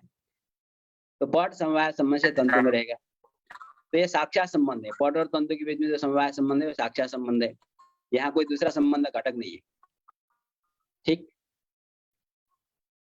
और तंतु का जो रूप है वो तंतु में रहेगा। तो तंतु का रूप तंतु में किस संबंध से रहेगा? क्योंकि रूप गुण है, वो भी तंतु में समवाय संबंध से रहेगा। तो ये भी साक्षात संबंध हो गया। संबंधांतर से अघटित संबंध है, साक्षात संबंध है। अब हम चाहते हैं कि हमको कभी कभी आवश्यकता पड़ती है, जब हम कार्यकारण भाव आदि बनाएंगे, तो जो थोड़ा ऊपर के ग्रंथ पढ़े हैं उनको आप लोगों को पता है। तो वहां पर क्या होता है, कभी कभी सामानाधिकरण आदि हम बनाते हैं, तो हमको परंपरा कुछ ऐसे वस्तुओं को ऐसे जगह पर ले जाना होता है जहाँ स्वभावतः वो रहता नहीं, साक्षात संबंध से हम उसको नहीं रख सकते। जैसे यहाँ पर ग्रंथकार ने उदाहरण दिया है, तंतु का जो रूप है वो तो समवाय संबंध से तंतु में रहता है, लेकिन हम तंतु के रूप को पट में ले जाना चाहते हैं। तंतु का जो रूप है उसको हम पट में ले जाना चाहते हैं, तो तंतु का रूप को पट में रखेंगे तो कैसे रखेंगे? क्योंकि तंतु का रूप तो तंतु में रहता है, हर कोई जानता है समवाय संबंध से। किंतु हम यदि परंपरा संबंध बनाएं तो वहां पर हम तंतु के रूप को पट में भी ले जा करके रख सकते हैं। ठीक है, जैसे मान लीजिए वो दही हांडी फोड़ते हैं, आप लोगों को मालूम है जन्माष्टमी में। ठीक है, तो जिस ऊपर जाकर के हांडी में से माखन निकालना है, तो एक व्यक्ति तो जा नहीं सकता, लेकिन वो एक के ऊपर दूसरा, दूसरे के ऊपर तीसरा जब चढ़ते हैं तो फिर वो परंपरा संबंध से प्राप्त कर लेता है। ठीक है। तो अब हमको करना क्या है, तंतु का जो रूप है उसको पट में ले जाना है। तो यहाँ पर हमको परंपरा संबंध बनानी पड़ेगी। यहाँ पर संबंध है स्व समवाय समवे तत्व। यहाँ पर ग्रंथकार ने कहा है स्व समवाय समवे तत्व रूप समानाधिकरण संबंध है ना, इसको अच्छे से समझना है। ठीक है, मैं समझाता हूँ। स्व समवाय समवे तत्व में संबंध हो गया आपका। अब समवाय परंपरा संबंध में क्या होता है कि हमेशा प्राय हम लोग हमेशा स्व शब्द का प्रयोग करते हैं। कहीं पर नहीं भी होता है लेकिन हमको जोड़ना चाहिए उसको, क्योंकि अभ्यास होने के कारण लोग प्रयोग नहीं करते हैं। जैसे समानाधिकरण संबंध यहाँ पर कहा है, यहाँ पर स्व समानाधिकरण ऐसा कहना चाहिए। ठीक है, तो स्व समवाय समवे तत्व, तो स्व शब्द से उसको लेते हैं जिसको हम ले जाना चाहते हैं, और अंतिम में जो दो है समवे तत्वम, ये जहां चला जाएगा वहां पर संबंधी भी चला जाएगा। मतलब संबंध जहां पर चला जाएगा वहां संबंधी भी चला जाएगा, ये अपने आप समझना है। इसको स्वयं अभी ग्रंथकार बताने वाले भी हैं, लेकिन हम लोगों को पहले से समझ लेना है। ठीक, अब देखिए हम उसको उदाहरण से समझाते हैं। हमको करना क्या है, यहाँ पर हम क्या चाहते हैं कि तंतु का जो रूप है उसको हम ले जाना चाहते हैं पट में। तंतु का रूप को हम पट में ले जाना चाहते हैं। ठीक है, तंतु का रूप जो पट में चला जाएगा, किस संबंध से जाएगा, स्व समवाय समवे तत्व संबंध से हम ले जाना चाहते हैं। तो स्व से किसको लेंगे, जिसको हम ले जाना चाहते हैं उसको हम स्व शब्द से लेंगे। तो हमको किसको ले जाना है, तंतु के रूप को ले जाना है। तो स्व से हमने लिया तंतु रूपम। स्व समवायी, समवायी किसको कहेंगे, जो जहां पर वस्तु समवाय संबंध से रहता है वो होता है समवायी। तो तंतु का रूप समवाय संबंध से कहाँ रहता है, तंतु में रहता है। तो स्व हो गया तंतु रूप, स्व समवायी हो गया तंतु। तो स्व समवायी हो गया तंतु, यहाँ तक चले गए। लेकिन हमको यहाँ तक नहीं ले जाना है, हमको पट तक ले जाना है। आगे क्या है, समवेत। समवेत शब्द का क्या अर्थ है, जो वस्तु समवाय संबंध से रहता है उसको हम समवेत कहते हैं। तो पट तंतु में समवाय संबंध से रहता है, तो पट हो गया तंतु में समवेत। देखिए शब्दावली को ध्यान से देखना है और उसको समझना है और उसको प्रयोग करना है। तंतु रूप का समवायी है तंतु, क्योंकि तंतु में तंतु रूप रहता है, इसलिए तंतु हो गया समवायी, समवायवान, समवाय का आश्रय। और तंतु में पट समवाय संबंध से रहता है, इसलिए पट हो गया समवेत। अब देखिए अब घट जाएगा, स्व से ले लिया तंतु रूप, स्व समवायी हो गया, तंतु रूप का समवाय हो गया तंतु, उस तंतु में समवेत हो गया पट। तो स्व समवाय समवेत हो गया पट। समवेतत्व, त्व कहाँ चला गया, पट में चला गया। जो समवेत होगा उसमें समवेतत्व जाएगा। तो शुरू के स्व से हमने लिया तंतु रूप को, और संबंध जो हमने लंबा सा संबंध बनाया उसका जो अंतिम जो तो है वो पट में चला गया। तो स्व समवाय समवेतत्व पट में चला गया, अर्थात तंतु रूप स्व समवाय समवेतत्व संबंध से पट में रहता है, ऐसा हम कह सकते हैं। ठीक है, स्व समवाय समवेतत्व रूपेण परंपरा संबंध है ना, ये तंतु रूप और पट का परंपरा संबंध है। तो तंतु रूप साक्षात संबंध से तंतु में रहता है और परंपरा संबंध से पट में भी रख सकता है। परंपरा संबंध है ना पटे, उस पट में तंतुर अपि रूपम अस्ति, तंतु का भी रूप है, तंतु का रूप भी पट में है, ग्रंथकार कह रहे हैं। ठीक, अब यहाँ पर एक शब्द और एक ज्यादा है, वो है सामानाधिकरण नाम के ना लिखा है ग्रंथकार ने। ठीक है, सामानाधिकरण ने जो लिखा है उसको समझते हैं। तो सामानाधिकरण में एक संबंध है वास्तव में। तो सामानाधिकरण कई प्रकार के संबंध होते हैं। तो यहाँ पर एक संबंध को जो हम समझते हैं उदाहरण से, देखिए सबसे पहले हमको समझना होगा समानाधिकरण शब्द। समानाधिकरण, समानाधिकरण, समानम एकम अधिकरणम ययोः तौ समानाधिकरणौ। ऐसे दो पदार्थ जो दोनों एक अधिकरण में रहते हैं, उन दो पदार्थों को हम कहते हैं समानाधिकरण। जैसे मान लीजिए यहाँ पर एक अधिकरण हो गया तंतु, तंतु में पट भी रहता है, तंतु में तंतु का रूप भी रहता है, इसलिए ये दोनों हो गया आपस में समानाधिकरण। ठीक, छात्रों को क्या भ्रम होता है, समानाधिकरण कौन है पूछने पर वो बोलते हैं तंतु, क्योंकि अधिकरण शब्द माने आधा समझ में आता है कि अधिकरण तो तंतु है। किंतु जब हम समानाधिकरण बोल रहे हैं तो हम अधिकरण के बारे में प्रश्न नहीं पूछ रहे हैं, हम आधे के बारे में प्रश्न पूछ रहे हैं कि समानाधिकरण ऐसा दो वस्तु जिन दोनों का अधिकरण एक है, ऐसा दो वस्तु कौन है, तो पट और तंतु रूप, ये दोनों हो गया समानाधिकरण। तो पट का समानाधिकरण आपस परस्पर में समानाधिकरण, पट का समानाधिकरण तंतु है और तंतु का समानाधिकरण पट है, इसलिए ये दोनों तो समानाधिकरण हो गए। तो इनका जो संबंध होगा वो होगा समानाधिकरण।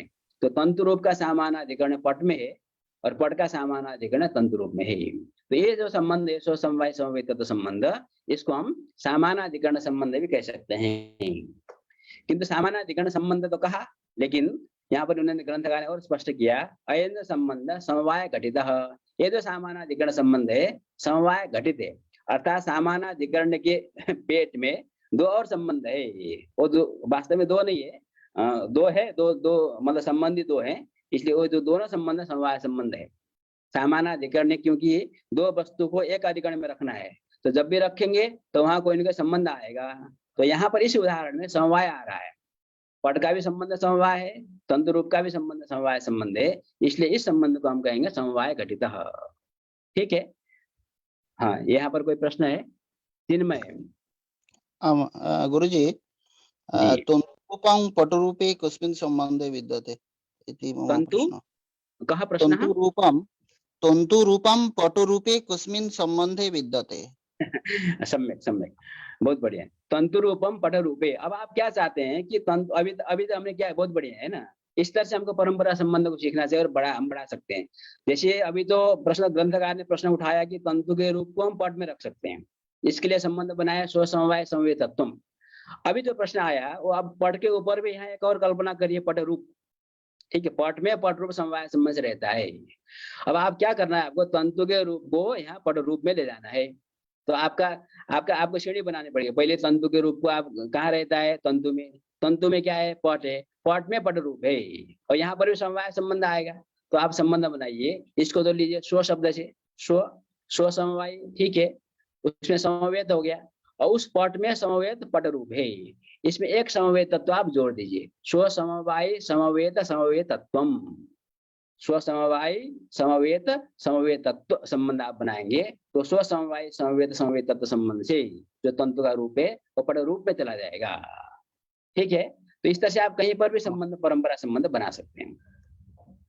एक और प्रश्न यहाँ पर श्वेता जी ने अपना उठाया है।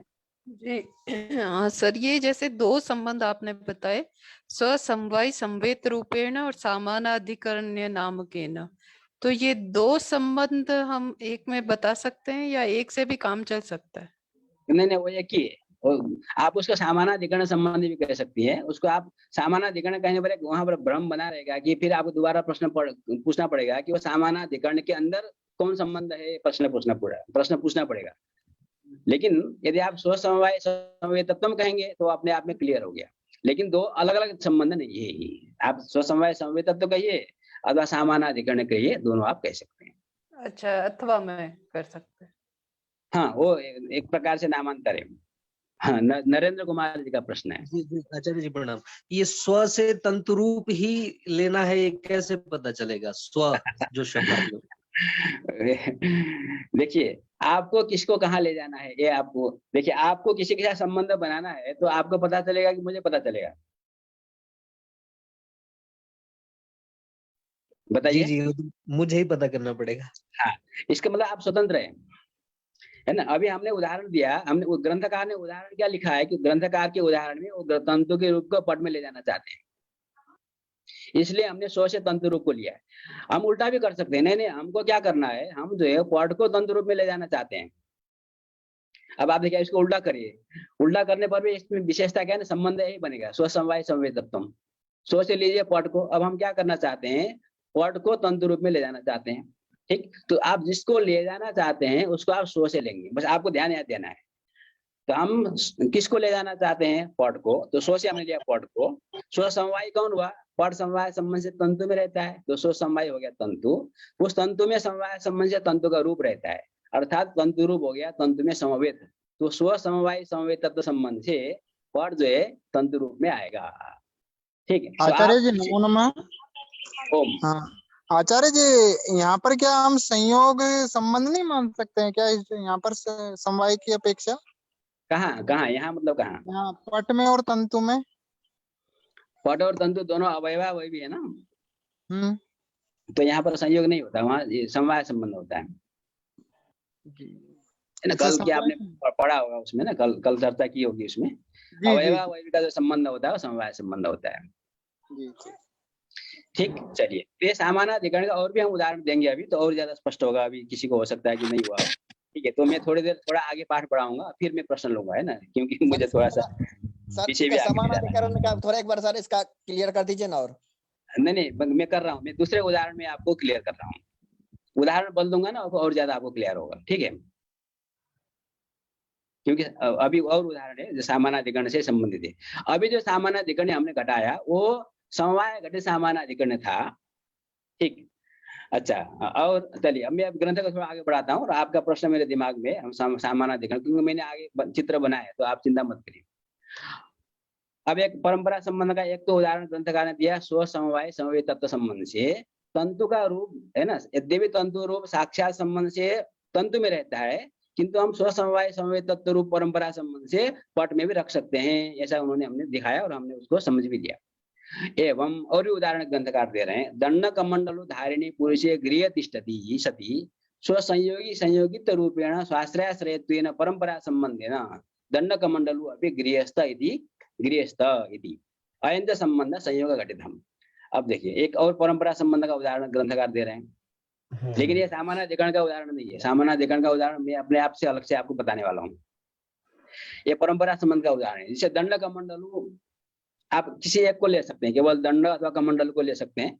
यहाँ दोनों को लिया है। कोई व्यक्ति है जिसने दंड भी धारण किया और कमंडल भी धारण किया, कोई बाबा जी है ना, दंडी स्वामी है, दंड कमंडल दोनों धारण किए। तो दंड कमंडलु संयोग संबंध से वो पुरुष में है, स्वामी में है, दंडी स्वामी में, उन्होंने हाथ में धारण कर रखा है। तो दंड कमंडलधारी जो पुरुष है, अब पुरुष गृह में है संयोग संबंध से, ठीक है। आप समझिए स्थिति क्या है, दंड और कमंडल हुए वो संयोग संबंध से पुरुष में है और पुरुष जो है संयोग संबंध से गृह में, ठीक। अब हमको क्या करना है कि हमको ये बताना है कि वो गृह में दंड और कमंडलु है कहना है। दंड और कमंडलु का पुरुष के साथ साक्षात संयोग संबंध है और पुरुष का गृह के साथ साक्षात संयोग संबंध है, किंतु हम दंड कमंडलु को गृह में रखना चाहते हैं। हम बताना चाहते हैं कि घर में दंड कमंडलु है, तो साक्षात संबंध तो वहां पर है नहीं। तो जहां पर साक्षात संबंध नहीं है वहां पर हम कई बार परंपरा संबंध से काम चला लेते हैं। तो यहाँ पर जो परंपरा संबंध होगा स्व संयोगी संयोगित्व संबंध, ठीक है। इसी को उन्होंने यहाँ पर स्वाश्रयाश्रयत्व भी कहा है। आप दोनों जो कहिए, हम दोनों को समझ लेते हैं। पहले हम लेते हैं स्व संयोगी संयोगित्व। अब स्व से किसको लेना है, जिसको आप ले जाना चाहते हैं, है ना। परंपरा संबंध का एक खासियत है, ग्रंथकार आगे स्वयं बताने वाले भी है, लेकिन हमको पहले समझ लेना है। जब ग्रंथ की पंक्ति आएगी तो हम फटाफट समझ लेंगे उसको पहले ही। तो स्व से हम किसको लेंगे, जिसको हम कहीं पर ले जाना चाहते हैं लक्ष्य में ही। तो हमारा उद्देश्य क्या है, हम दंड और कमंडलु को गृह में ले जाना चाहते हैं। हमको अपने लक्ष्य पहले निर्धारण कर लेना है। तो स्व से हमने लिया दंड कमंडलु, आप किसी एक को ले सकते हैं, दंड अथवा कमंडलु, ठीक है। स्व से लिया दंड और कमंडलु। स्व संयोगी जहाँ वो संयोग संबंध से रहता है, तो दंड और कमंडलु संयोग संबंध से पुरुष में रहता है, तो स्व संयोगी हो गया पुरुष। और उसका जो संयोगी है, पुरुष संयोग संबंध से गृह में है, तो पुरुष का संयोगी हो गया गृह। तो दंड और कमंडलु स्व संयोगी संयोगित्व, स्व संयोगी हो गया पुरुष और तत्संयोगी हुआ गृह, तो गृह में संयोगित्व रहेगा। तो त्व से किसको लिया, गृह को लिया। स्व से किसको लिया, दंड कमंडलों को लिया। तो स्व संयोगी संयोगित्व संबंध से ये जो दंड कमंडल है वो गृह में चला गया। इसी को आप स्वाश्रयाश्रयत्व संबंध से व्यवहार कर सकते हैं। स्व से लिया दंड कमंडलु, स्वाश्रय हो गया पुरुष। और यहाँ पर इतनी बात है कि जब स्वाश्रय आप बोल रहे हैं वो संबंध स्पष्ट नहीं है, संबंध छिपा हुआ है। आपको बाद में कोई पूछेगा आपने स्वाश्रय तो कहा, लेकिन किस संबंध से स्वाश्रय कहा, तो आपको कहना पड़ेगा ग्रंथकार ने आगे कहा है अयंत संबंध संयोग घटित, इतना ही अंतर है। आप स्व संयोगी संयोगित्व कहेंगे तो आपको कहने की जरूरत नहीं पड़ेगी बाद में, पहले स्पष्ट है, संयोग शब्द का हमने प्रयोग किया है। किंतु आप स्वाश्रयाश्रय तो कहेंगे, तो स्वाश्रय दंड कमंडलों का आश्रय पुरुष है, ठीक है। तो वहां पर कौन सा संबंध है, संयोग संबंध है। तो ये जो स्वाश्रयाश्रय संबंध है वो संयोग से घटित है, ये आपको स्पष्ट करना पड़ेगा। तो स्वाश्रय हो गया पुरुष और पुरुष का आश्रय हो गया गृह। इस प्रकार से परंपरा संबंध से वस्तु वहां भी रह जाएगा जहां पर वो साक्षात संबंध से नहीं रह सकता, ठीक। और मैं अपना उदाहरण एक देता हूं जो कि सामानाधिकरण संबंध है, ठीक है। तो अभी आपको और जो स्पष्ट होना था वो भी हो जाएगा। और यहाँ पर जो सामानाधिकरण हमने लिया है वो हम संयोग घटे सामानाधिकरण लेते हैं और बहुत प्रसिद्ध उदाहरण लेते हैं धूम और बन्नी का, है ना। क्योंकि नैयायिक के लिए धूम और बन्नी बहुत प्रिय है, घाट पर्वत धूम बन्नी है, ठीक है। तो हमको भी प्रिय है। तो धूम पर्वत में रहता है, संयोग संबंध से रहता है, क्योंकि धूमी द्रव्य पर्वतीय द्रव्य संयोग, यहाँ इसमें कोई संदेह नहीं है। बन्नी है, बन्नी में संयोग संबंध से पर्वत में रहता है, इसमें भी कोई संदेह नहीं है। ठीक है। तो बन्नी और पर्वत का संबंध साक्षात संबंध संयोग संबंध है, धूम और पर्वत का संबंध साक्षात संबंध संयोग संबंध है, ये क्लियर है। अब हम जो आपको बताने जा रहे हैं कि बन्नी और धूम का संबंध क्या है। ये कई प्रकार के संबंध हो सकते हैं, लेकिन हम लोग यहाँ पर सामानाधिकरण संबंध पर विचार कर रहे हैं। ठीक है, सामानाधिकरण है। तो सामानाधिकरण संबंध कहाँ होता है? तो समानम एकम अधिकरणम यो तो समानाधिकरणम। ऐसे दो पदार्थ, अभी कोई अनम्यूट है, आप अपने आप को देख करके म्यूट कर लीजिए। ऐसे दो पदार्थ जो दोनों एक अधिकरण में रहते हैं, उन दोनों पदार्थों को हम कहते हैं समानाधिकरण। इसको ध्यान रखना है। जैसे पर्वत में बन्नी भी है, पर्वत में धूम भी है। तो समानाधिकरण कहने से पर्वत को नहीं लेना है, अधिकरण कहने से पर्वत लेना है। बन्नी और धूम दोनों का एक अधिकरण पर्वत है, किंतु समानाधिकरण कौन है? तो बन्नी का समानाधिकरण धूम है और धूम का समानाधिकरण बन्नी है। इस प्रकार से आपको समझना है। समानाधिकरण कहने से आधेय का बोध होता है, अधिकरण का बोध नहीं होता। जो रहता है ना, बन्नी का समानाधिकरण धूम है, क्योंकि समानाधिकरण अर्थात एक अधिकरण में रहने वाला, एक अधिकरण नहीं, एक अधिकरण में रहने वाला। जो दो धर्म एक अधिकरण में रहेंगे, वो उन दोनों धर्मों को हम कहते हैं समानाधिकरण। तो बन्नी का समानाधिकरण धूम है और धूम का समानाधिकरण बन्नी है, परस्पर में समानाधिकरण हो गए। तो इन दोनों का जो संबंध होगा वो समानाधिकरण संबंध होगा। तो बन्नी को स्वसामानाधिकरण संबंध से हम धूम में रख सकते हैं और धूम को स्वसामानाधिकरण संबंध से हम बन्नी में रख सकते हैं। आपको जब जैसी आवश्यकता होगी, आपको जिस प्रकार से प्रतीति होगी, उसमें आप स्वतंत्र हैं। सर इसको अब यहाँ पर एक मिनट आप जो है हाथ अपना उठा करके तब प्रश्न करिए, बीच में आप ऐसे मत बोलिए। मैं आपको प्रश्न पूछने का अवसर दूंगा, तब आप पूछिएगा। एक मिनट है ना, थोड़ा सा क्रम भंग मत होने दीजिए। तो धूम और बन्नी दोनों समानाधिकरण है, दोनों में समानाधिकरण रहेगा। धूम का समानाधिकरण बन्नी में, बन्नी का समानाधिकरण धूम में। ठीक। अब यहाँ पर समानाधिकरण जब आप कहते हैं तो यहाँ पर एक प्रश्न आता है। इतना तो समझ में आया कि धूम और बन्नी दोनों समानाधिकरण है, अर्थात दोनों एक अधिकरण में रहते हैं। तो प्रश्न आएगा किस संबंध से रहते हैं? तो यहाँ पर संबंध स्पष्ट नहीं है। ठीक है, इसके लिए हमको यहाँ पर क्या कहना पड़ेगा कि यहाँ पर जो समानाधिकरण संबंध है वो संयोग घटित समानाधिकरण है। अथवा आप समानाधिकरण संबंध की जगह पर आप स्वसंयोगी संयोग ऐसा संबंध बोल सकते हैं, स्वसंयोगी संयोग। ठीक। अब देखिए आप किसको कहाँ ले जाना चाहते हैं? हम पहले धूम बन्नी को धूम में ले जाते हैं। ठीक है, तो स्व से हमने लिया बन्नी को, जिसको हम ले जाना चाहते हैं, बन्नी को हम धूम में ले जाना चाहते हैं। हमको अपना लक्ष्य पहले निर्धारण कर लेना है। तो स्व से ले लिया बन्नी, स्वसंयोगी बन्नी का संयोगी, बन्नी संयोग संबंध से कहाँ है? पर्वत में है। तो स्वसंयोगी हो गया पर्वत। उस पर्वत का संयोग कहाँ है? धूम में, धूम में। इसमें संयुक्त तत्व शब्द का भी प्रयोग कहीं के मिलता है, स्वसंयोगी संयुक्त तत्व। ठीक है, तो आप ऐसा भी प्रयोग कर सकते हैं, बहुत ज्यादा अंतर नहीं है। तो स्व से लिया बन्नी, स्वसंयोगी हो गया पर्वत, उस पर्वत में संयुक्त अथवा उस पर्वत का संयोग किसमें है? धूम में है। तो स्वसंयोगी संयोग अथवा स्वसंयोगी संयुक्त तत्व संबंध से बन्नी और धूम का संबंध, बन्नी धूम में चला जाएगा, बन्नी का धूम के साथ संबंध हो जाएगा। अब आप उल्टा भी कर सकते हैं, धूम का संबंध बन्नी में बनाना चाहते हैं, स्वसंयोगी संयोग अथवा स्वसंयोगी संयुक्त तत्व जो भी कहिए। स्व से लिया धूम, स्वसंयोगी कौन हो गया? धूम का संयोगी पर्वत है, उस पर्वत में संयुक्त अथवा पर्वत का संयोग किसमें है?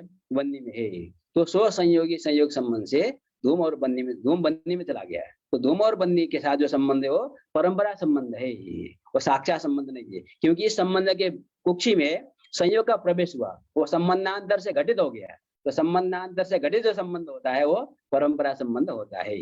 ठीक। अब आप प्रश्न पूछिए। सर इसको महानस में कैसे करेंगे सर? आप पर्वत की जगह महानस रख लीजिए, महानस में बन्नी भी है, महानस में धूम भी है। ठीक। तो दोनों में समानाधिकरण हो जाएगा, धूम और बन्नी में। महानस एक अधिकरण हुआ। देखिए महानस में दो, मान लीजिए आप भोजन करते हैं। ठीक है, भोजन के आपकी थाली है, आपकी थाली में जो है रोटी है एक तरफ, एक साइड में, और दूसरे साइड में जो है आपकी सब्जी है। ठीक। अब रोटी भी रखी है, सब्जी भी रखी है, दोनों का अधिकरण एक ही आपका प्लेट है, आपकी थाली है। ठीक। तो थाली हो गया एक अधिकरण, रोटी और सब्जी दोनों हो गए समानाधिकरण। आप कहीं भी घटाइए, अब प्रश्न आएगा कि वहां जो समानाधिकरण होगा वो समानाधिकरण में घटक संबंध कौन होगा? तो थाली और रोटी और सब्जी जो थाली में किस संबंध से रहते हैं? दोनों संयोग संबंध से रहते हैं, दोनों द्रव्य है, इसलिए वो आप उसको कहेंगे संयोग घटित समानाधिकरण। ठीक। और कोई प्रश्न? जी सर, ये स्व संयोगी संयोग होगा तो इसमें त्व नहीं लगेगा, ये संबंध बना रहेगा? नहीं लगेगा, क्योंकि वास्तव में संयोग शब्द ही वहाँ धर्म को बता रहा है, तो हम इसलिए लगाते हैं कि इसलिए मैंने वहाँ पर विकल्प आपको दिया था, क्योंकि मुझे संदेह हो गया था कि थोड़ा यहाँ पर स्व संयोगी संयुक्त तत्व ज्यादा अच्छा होगा प्रारंभिक रूप से, जो आप समझना चाहते हैं। सो इसलिए धूम में संयोगी धूम का संयोग हो गया पर्वत, उसमें संयुक्त हो गया बन्नी, और संयुक्त तत्व बन्नी में, तो स्व संयोगी संयुक्त तत्व कहेंगे तो शब्द का प्रयोग आएगा। यदि हम संयुक्त तत्व नहीं कहेंगे तो संयोग है ना, बन्नी में रहने वाला धर्म है, तो हम संबंध जब बनाते हैं तो हम ऐसा धर्म लेते हैं कि जो धर्म में जाकर रहे, इसलिए यहाँ पर क्योंकि हम तो संयोग समवाय धर्म नहीं है क्या? स्वसंयोगित्वं वन्यो भवति खलु, स्वसंयोगी संयोगित्वम्। एक मिनट, ये मेरा प्रश्न पूरा हो जाए फिर आप करिए। नहीं, ये एक ही प्रश्न है, रुकिए अभी जो आप बोल रहे हैं वो भी एक ही बात, स्वसंयोगी संयोगित्वम भी आप कह सकते हैं, संयुक्त तत्वम अतः स्वशिलिया धूम में रहे। लेकिन यहाँ प्रश्न समस्या एक होती है ना, जब हम संयोगी शब्द का प्रयोग करते हैं तो संयोगी कहने पर संयोग का आश्रय, तो धूम का संयोगी पर्वत है तो ठीक है, लेकिन पर्वत का संयोगी बन्नी नहीं है। ठीक है, पर्वत संयोग संबंध से जहां रहेगा वो पर्वत का संयोगी होगा, इसलिए हम स्व संयोगी संयोगित्वम नहीं कह सकते, हमको स्व संयोगी संयोगित्वम हमने यहाँ बोला है। देखिए, स्व से दंड कमंडली में स्व संयोगी हो गया पुरुष, और पुरुष का संयोगी गृह है, इसलिए यहाँ पर स्व संयोगी संयोगित्व संबंध है। यहाँ पर क्या है, हमको धूम को पर्वत में रखना है, और पर्वत को कहीं रखना नहीं है, पर्वत के ऊपर चढ़ना है, पर्वत में जो बंदी है, इसके लिए हम संयुक्त तत्व शब्द का प्रयोग करेंगे। तो संयोगत्व नहीं कह सकते क्या सर? देखिए, संयोगत्व कहेंगे तो संयोग में जाएगा, हमको संयोग में नहीं ले जाना है, हमको बंदी में ले जाना है। अच्छा, तो ऐसा शब्द हमको बोलना पड़ेगा जो बंदी में रहता हो, तो बंदी में या तो संयोग रहेगा, पर्वत का संयोग बंदी में है, या तो बंदी में बन्नी संयुक्त है पर्वत में, इसलिए बन्नी में संयुक्त तत्व रहेगा। तो समवायत्व तो बनता है, संयोगत्व क्यों नहीं बनता? समवाय तो बना नहीं, हम लोगों ने अभी समवाय तो नहीं बनाया है, आप पहले भी देखेंगे पुराना भी, तो हमने यहाँ पर समवेतत्व बनाया। अच्छा, क्षम्यतां महोदय, एक जो नियम है विशिष्टात् भाव प्रत्यय विशेषण नित्य विधीयते, तो यहाँ जो हम बना रहे हैं, जो संयोगत्व मैं कर रहा हूँ, संयोगी जो है विशिष्ट से है और उसमें त्व प्रत्यय लगाया मैंने, तो विशिष्टात् भाव प्रत्यय विशेषण नित्य विधीयते, फिर संयोगी बन गया। संयोगी में जब त्व जोड़ा तो संयोग अपने आप बन गया। तो समवाय में ये नहीं होता, समवाय में जब मैं कहता हूँ तो जब मैं समवायित्व बोलूंगा तो फिर वहां समवाय हो जाएगा, लेकिन समवायित्व के केस में समवाय ही रहेगा वहां। तो शायद जो मैं आप ही के बात को आगे बढ़ा रहा था, जो आप कह रहे थे उसी बात को आगे बढ़ा रहा था। नहीं, वो देखिए आपने जो व्याख्या किया ना बहुत सही है। यदि आप यहाँ पर जिस प्रकार यहाँ पर स्व संयोगी संयोगित्व कहा गया है, इस प्रकार यहाँ पर भी स्व संयोगी संयोगित्व कहा जा सकता है। तब जब आपने जिस प्रकार की व्याख्या की, इस प्रकार की व्याख्या करके आपको समझाना पड़ेगा। तब सामान्य रूप से जब हम मधु अथवा इन्हीं प्रत्यय का जब प्रयोग करते हैं तो वो अधिकरण को बताता है, इसलिए जब हम संयोगी संयोगित्वम कहेंगे और उसकी व्याख्या नहीं करेंगे, जिस प्रकार से आपने व्याख्या की कि हम उसको सामान्यतः क्या बोलते हैं, मधुबंधात विहिता भाव प्रत्यय प्रकृत्यर्थम गमयति, इसलिए संयोगित्व कहने पर भी फलतः संयोग भी आ रहा है। तो आपका प्रश्न है कि आप इसलिए आप प्रश्न पूछ रहे हैं कि आप संयोगी संयोगित्व संयोग तो बोल रहे हैं, लेकिन आप संयोगित्व बोलने के लिए मना कर रहे हैं ना। तो इसलिए आपने जो चीज पकड़ा है बहुत सूक्ष्म चीज है और ये बहुत बढ़िया चीज है ना आपने चीज। लेकिन अभी क्योंकि हम प्रारंभिक पढ़ा रहे हैं, इसलिए हम सबसे अपेक्षा नहीं कर सकते हैं कि ये सारी चीज को नहीं सर, मैं तो उस बात को आप ही के बात को आगे बढ़ा रहा था। बिल्कुल बिल्कुल एकदम सही। सर एक चीज सर मैं और बोलना चाह रहा था, अगर आप आगे आदेश हो आपका, तो मैं जो संबंधों के बारे में जब हम बातचीत करते हैं तो मैं बार बार देख रहा था कि आप लोग ये बात कर रहे हैं कि संबंध कहाँ से लिया जाए और कहाँ ये किया जाए। तो संबंध दोनों तरफ से बन सकता है, मुझे यह तय करना है कि मैं कहा धूम से बहनी में संबंध लेना है या बहनी से धूम में लेना है। जहां से मैं ले रहा हूं वहां स्व लगाऊंगा, जहां मैं उसका अवसान करूंगा वहां त्व लगा दूंगा। हाँ बिल्कुल। तो स्व संयोगी संयोगत्व जो मैं कह रहा हूं वो अपने आप बन जाए। बिल्कुल बिल्कुल बिल्कुल बिल्कुल यही करना है। और एक ग्रंथकार स्वयं अपने पंक्ति से बोलने वाले इस चीज को और स्पष्ट होगा उसको। ठीक है, तो मुझे लग रहा है कि ठीक है, बढ़िया आप लोगों ने एक संवाद भी हो गया, अच्छा हो गया, तो क्लैरिटी हो गई होगी। तो मैं अब आगे बढ़ता हूँ। समवायादि साक्षात् संबंधवत परंपरा संबंधो न नियत संख्यकः नापि च नियत परिमाणः यथेच्छं संबंध संबंधादिकमादाय दीर्घ दीर्घतर दीर्घतमा असंख्या एव ते कल्पयितुं शक्यन्ते।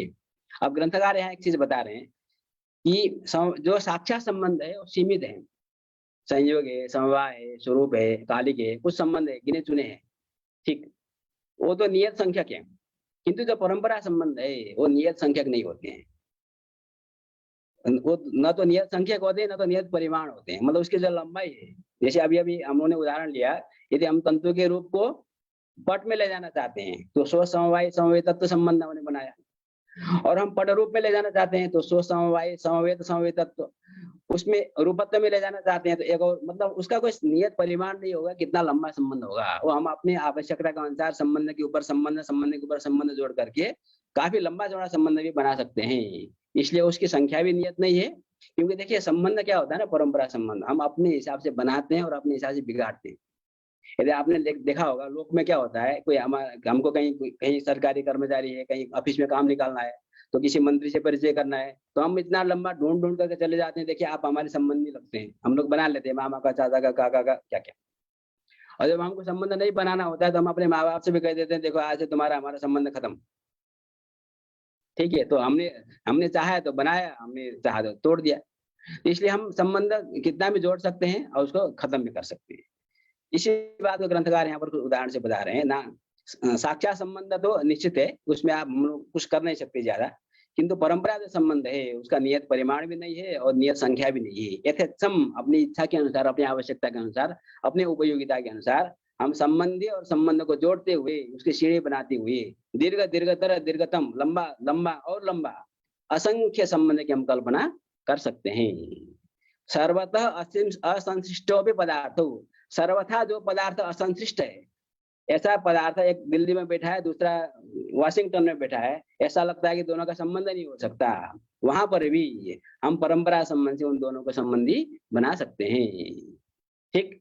वहां दूरत्व आदि जो है वो प्रतिबंध, इतने दूर में दो हैं कैसे संबंध हो सकता है, तो ऐसी बात नहीं है, ठीक। तो यहाँ पर ग्रंथकार ने उदाहरण बनाया नहीं, लेकिन मैंने एक उदाहरण, मैंने कहानी सुनी थी तो, लेकिन मैंने सोचा था इसको ज्यादा विस्तार से कहूंगा, लेकिन मेरे पास समय अभी हम, क्योंकि जितना मुझे जिम्मेदारी है उसका मुझे समाप्त भी करना है, इसलिए मैं एक संबंध को बहुत संक्षिप्त में बात बताता हूँ, अंतिम में समय बचेगा तो कुछ किया जाएगा, ठीक। एक कहानी आती है तो उसमें एक मत्स्यकटा आरंभ निम्ब वृक्ष सजातीय निम्ब वृक्ष स्वामित्व, ऐसे संबंध की कल्पना कोई करता है ना। ग्रामीण व्यक्ति है, वो दूसरे कहीं पर जाता है, वो शकट लेकर जाता है और वहां दूसरे को कहता है ना, वो लंबी चौड़ी कहानी बनाने का, लेकिन मैं घटा रहा हूँ।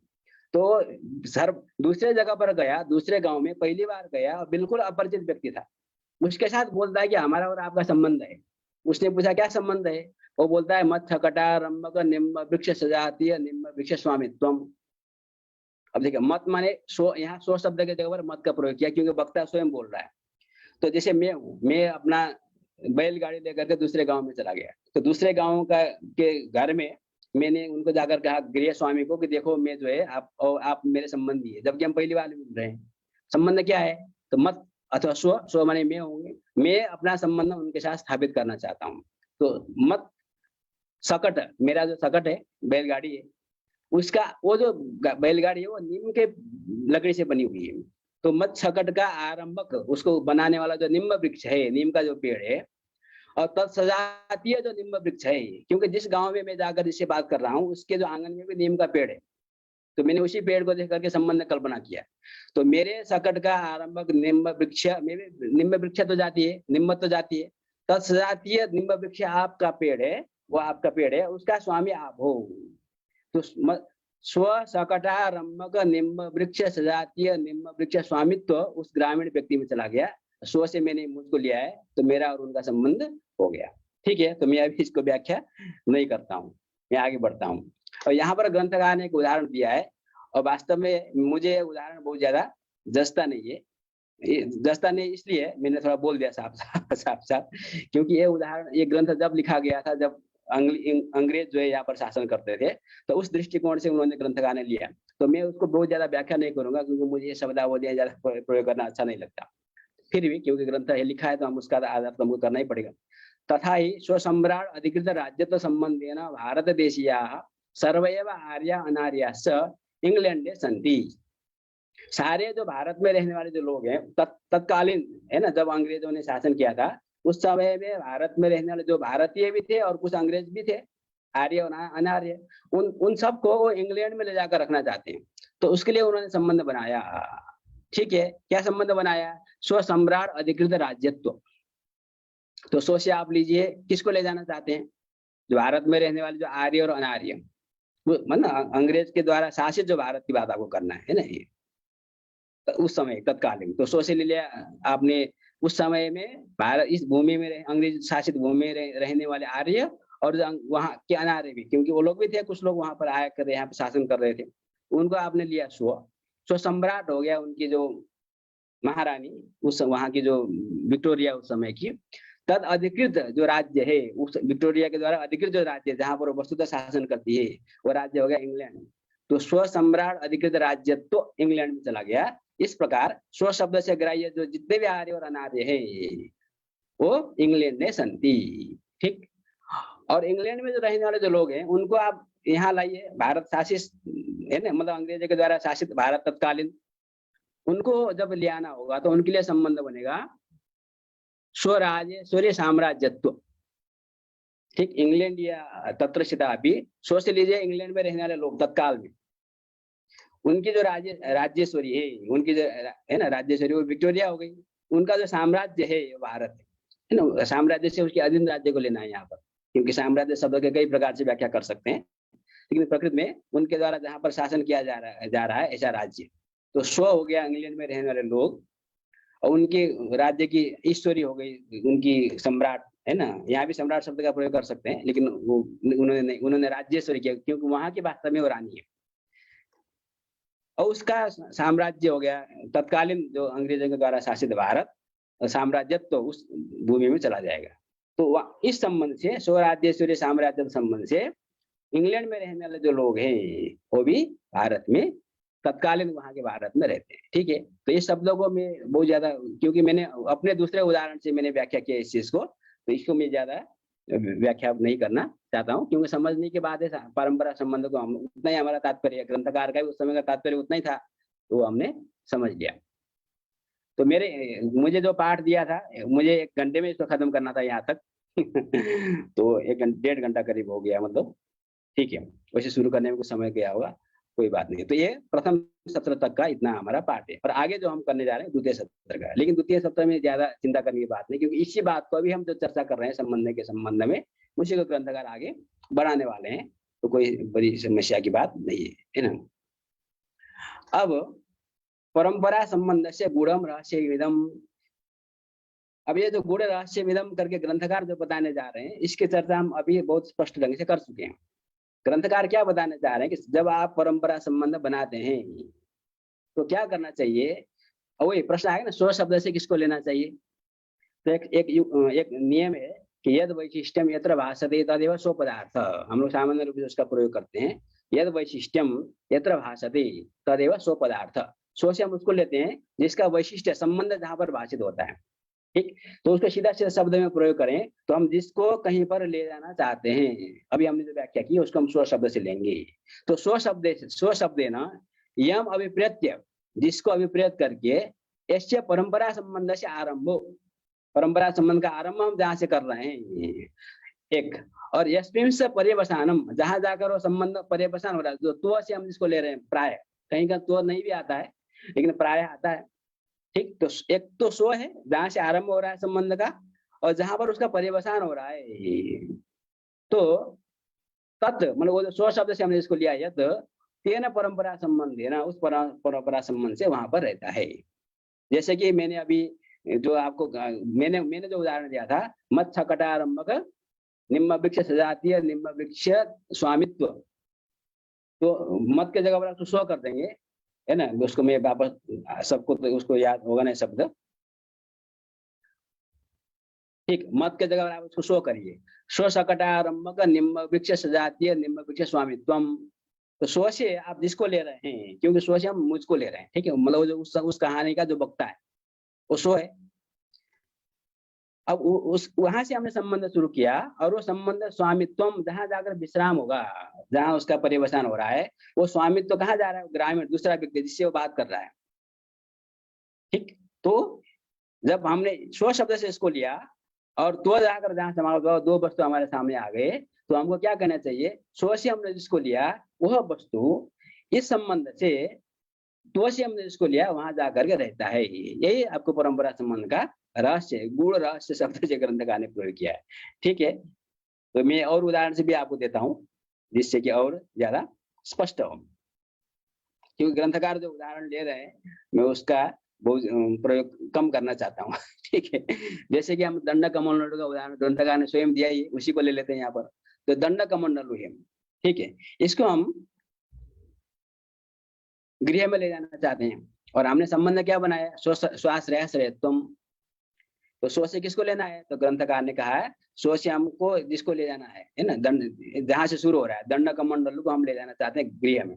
तो स्व से आप लीजिए दंड को अथवा कमंडल को अथवा दोनों को, हम दोनों है ना, क्योंकि प्राय दंडी जो होते हैं वो दंड कमंडल दोनों धारण करते हैं।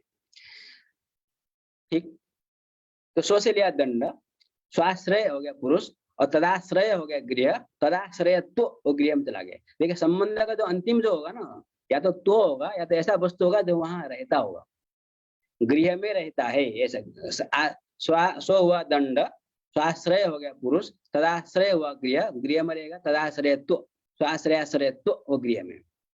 तो जहां जाकर के वो आरंभ हुआ, जहां जाकर उसका पर्यवसान हुआ, ठीक है, स्व शब्द ने यम अभिप्रेत्य, स्व शब्द से हमने दंड को लिया है ना, यस्य परंपरा संबंध से आरंभ, दंड का परंपरा संबंध का हमने आरंभ किया और जहां जाकर उसका पर्यवसान हुआ गृह में, तत् वो जो दंड है अथवा कमंडल है तेन परंपरा संबंध है ना, स्वाश्रय संबंध है ना, तस्मिन तिष्ठति। अब हम क्या कहेंगे, यद्यपि दंड और कमंडल गृह में नहीं है, साक्षात वो पुरुष में है, फिर भी परंपरा संबंध से दंड कमंडलु गृहे तिष्ठतः द्विवचन है, ऐसा हम प्रयोग कर सकते हैं। ठीक है, तो दूसरा उदाहरण जो हमने बनाया, जो हमने आपको पहले भी कहा कि हम क्या कह सकते हैं, यद्यपि धूम पर्वत में रहता है, वन्य भी पर्वत में रहता है, किंतु स्व संयोगी संयुक्तत्व, स्व संयोगी संयुक्तत्व है ना, और थोड़ा व्याख्या आप कर सकते हैं तो स्व संयोगी संयोगित्व भी बोल सकते हैं, अथवा स्व संयोगी संयोग अथवा सामानाधिकरण, जो भी संबंध आप कहिए, समझना है।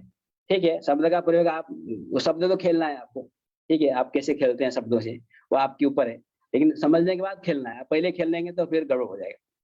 तो यथार्थ परंपरा संबंध से वन्यमान धूम, हम लोग सामान्यतः क्या बोलते हैं, वन्यमान पर्वत, किंतु अब हम स्व शब्द से हम वन्य को ले रहे हैं, स्व संयोगी संयोग जो रूप से संबंध धूम में चला गया, अतः हम क्या कहेंगे, वन्य स्व संयोगी संयोग संबंध से धूम में रहता है, ऐसा भी हम प्रयोग कर सकते हैं। और धूम भी स्व संयोगी संयोग संबंध से वन्य में रहता है, ऐसा हम प्रयोग कर सकते हैं।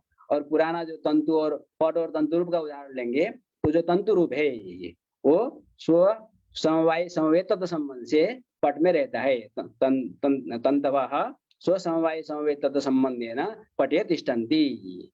ठीक है, तस्मिन् तिष्ठति, इस प्रकार का हम व्यवहार कर सकते हैं। ठीक है, तो ये इस पंक्ति में बहुत नई बात नहीं है, क्योंकि दरअसल हम लोग शुरू में ही जितना हमने चर्चा कर लिया उसी के अंतर्गत अंतर्भाव हो जाता है। और ग्रंथकार स्वयं उस उदाहरण को बताने जा रहे हैं कि स्व शब्द से जिसको लेना चाहिए करके उन्होंने जो अभी प्रतिज्ञा की, परंपरा संबंध से गुण रहस्य विदम स्व शब्देन यम अभिप्रेत्य, उसको उसका उदाहरण हमने दंड कमंडलों में यहाँ पर घटाया, वो अपने उदाहरण में घटा रहे हैं। पूर्वोक्त उदाहरण स्व शब्देन, स्व शब्द में किसको ले रहे हैं, उन्होंने संबंध बना दिया स्व सम्राट अधिकृत राज्यत्व। ठीक है, तो स्व शब्द से भारत देशियों को उन्होंने लिया है, भारत तत्कालीन भारत आपको ध्यान में रखना है। ठीक, जब उनका शासन था तो भारत देशीय को लेकर के स्व शब्द देना भारत देशीय अभिप्रेत्य स्व सम्राट अधिकृत राज्यत्व संबंध का आरंभ हो रहा है ना, संबंध का आरंभ स्व शब्द से इनको लेकर के हो रहा है, भारत देशियों को लेकर के। और तच्च राज्यत्व, और वो अंतिम कहाँ समाप्त हो रहा है, इंग्लैंड ने वर्तते स्व सम्राट अधिकृत राज्यत्व, वहां जाकर पर्यवसान हो रहा है, यदि इंग्लैंड ने पर्यवसानम। ठीक, कहाँ से आरंभ हुआ, कहाँ से पर्यवसान हुआ, ये हमने जान लिया। तो हम क्या बोलेंगे, अतः तेन संबंधेन स्व सम्राट अधिकृत राज्यत्व संबंधेन भारत देशीया इंग्लैंड ने तिष्ठन्ति।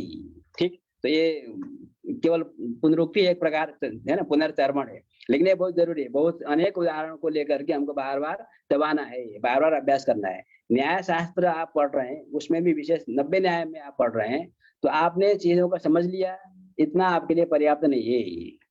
आपको खुश नहीं होना कि हमको समझ में कितना बढ़िया है ना, बहुत समझ में आ गया, ये पर्याप्त नहीं है। आपको समझ में आने के बाद उसको पचा लेना है, ये बार बार अभ्यास करके नए नए उदाहरण में, तब आपका सुनने का समझने की सफलता है। नहीं तो आप 15 दिन बाद दूसरे शिविर में जाएंगे, वहां भी लगेगा हाँ कितना बढ़िया लोग पढ़ा रहे हैं, ठीक है, फिर वो आपको कोई कहेगा आप बोलो, तो फिर तो फंसेगा, है ना। सुनने में जितना आसान है, अभ्यास नहीं करेंगे तो बोलने में उतना आसान है नहीं। ठीक, चलिए आगे ग्रंथकार और बढ़ाते हैं, तो हम उसका ग्रंथकार के साथ में बढ़ते हैं। तो अभी तक ग्रंथकार जो है साक्षात संबंध और परंपरा संबंध ऐसा कहे करके संबंध का भेद बता रहे थे। उसका उन्होंने उदाहरण भी दिया, समझा भी दिया, हमने समझ भी दिया साक्षात संबंध क्या होता है और परंपरा संबंध क्या होता है। अब ग्रंथकार पुनः संबंध को प्रकारांतर से परिभाषित करने जा रहे हैं। पुनश्च संबंधो द्विविधः, संबंध जो है पुनः 2 प्रकार का होता है। ठीक, एक मिनट, साक्षात संबंध और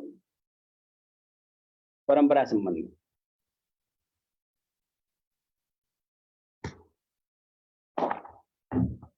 अब देखिए इसका परिभाषा स्वयं ग्रंथकार बताएंगे, लेकिन मैंने पहले एक प्रारंभिक रूप में जो प्रसिद्ध है, एन संबंधेन आधारादेय भाव भवति स संबंध वृत्ति नियामक संबंध। इसी बात को ग्रंथकार बताने वाले भी।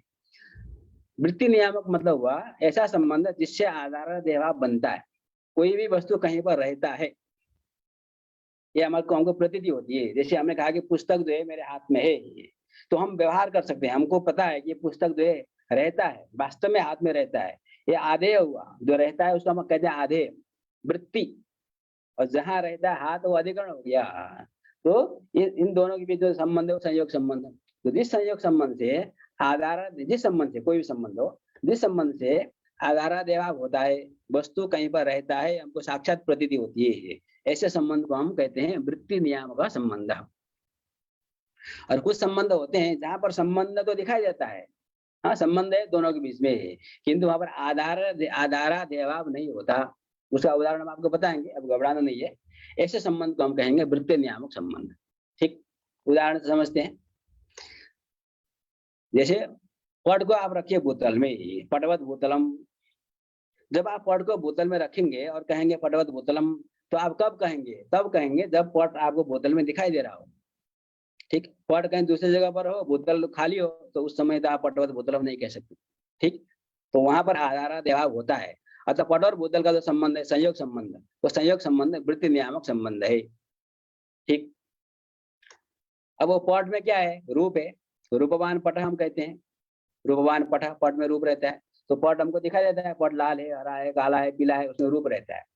तो रूप पट में रहता है, तो रूप आधेय है, पट उसका अधिकरण है। तो उन दोनों के बीच में समवाय संबंध है। अतः ये समवाय संबंध भी वृत्ति नियामक संबंध हो गया, जिस संबंध से आधारादेभाव बनता है, हमको प्रतीति होती है।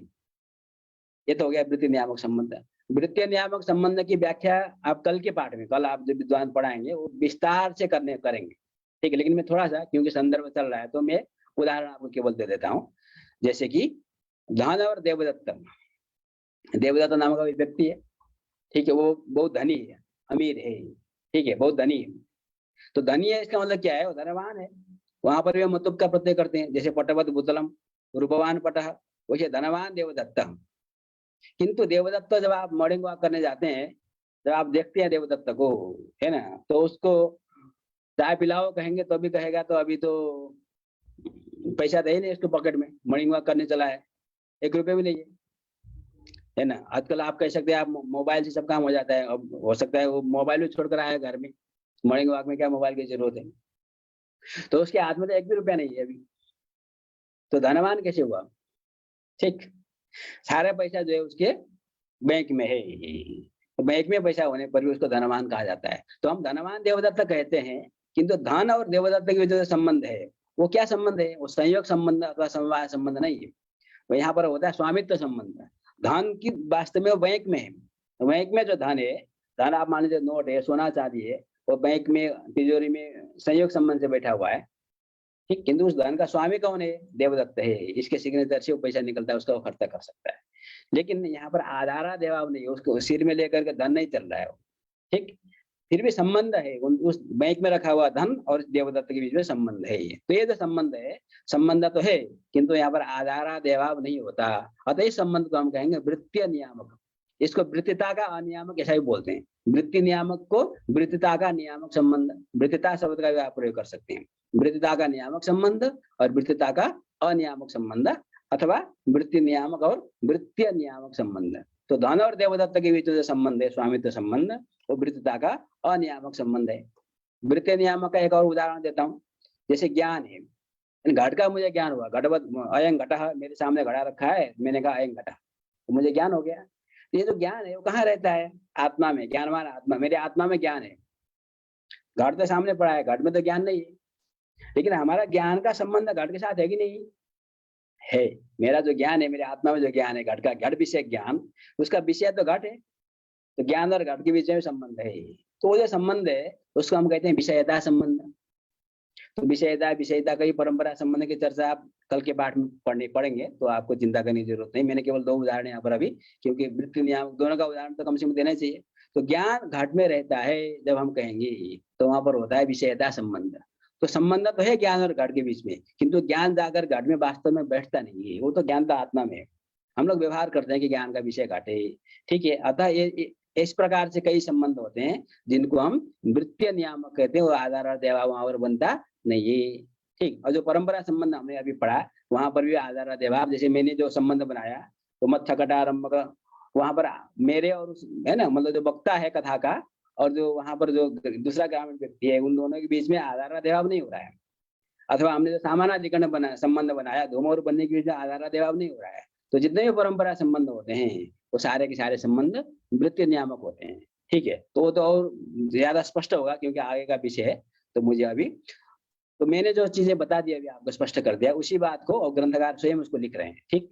यस्मिंश्च संबंधे सति एकस्मिन् अपरस्य वृत्तिता, अर्थात आधारदे भाव, अर्थात आश्रयाश्रय भावो वा प्रतीयते स संबंधः वृत्ति नियामक, ठीक। जिस संबंध के रहने पर वही एक ही बात है, वृत्तिता होती है, एक वृत्ति हो रहा है, एक अधिकरण हो रहा है, अथवा दोनों के बीच में आधारादे भाव हो रहा है, अथवा आश्रय, एक आश्रय होगा एक आश्रय होगा। तो ऐसे जो संबंध होगा उसको हम वृत्ति नियामक संबंध कहते हैं। उसका उदाहरण हमने आपको देख लिया। अभी एक और उदाहरण से, पट भूतल में जब रहता है तो हम पटवत भूतलम, यहाँ पर आधारादे भाव होता है, अथवा पट और भूतल का जो संबंध है, संयोग संबंध, वो वृत्तिता का नियामक संबंध है। उसको आप वृत्तिता का नियामक संबंध कहिए अथवा वृत्ति नियामक संबंध कहिए, ठीक। अब ग्रंथकार एक वाक्य प्रयोग करने के उदाहरण बता रहे हैं, किस प्रकार से हम कहाँ पर विभक्ति का प्रयोग कैसे करते हैं।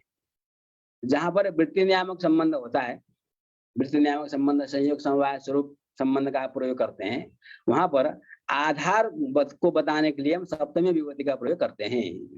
यथा भूतले घटः, ठीक है। अब भूतले घटः जब आप बोल रहे हैं तो भूतल में घट रहता है, भूतल अधिकरण है, आधार है, आधारोधिकरणम, और घट उसका आधे है। तो आधारवाचक जो शब्द होगा, अधिकरणवाचक जो शब्द होगा, उसमें हम सप्तमी विभक्ति का प्रयोग करते हैं, ठीक है। ये प्रयोग तो हम लोग जानते हैं, भूतले घटः। और जो आधे जो वाचक शब्द होगा उसके साथ हम विभक्ति का प्रयोग करेंगे, तो वहां पर हम मतुबादी प्रत्यय का प्रयोग करते हैं। जैसे भूतलम घटवत है ना, घटवत भूतलम। तो घटवत भूतलम जब हम बोल रहे हैं, यहाँ पर जो अधिकरण वाचक शब्द है वहां तो प्रथमांत का प्रयोग हुआ है।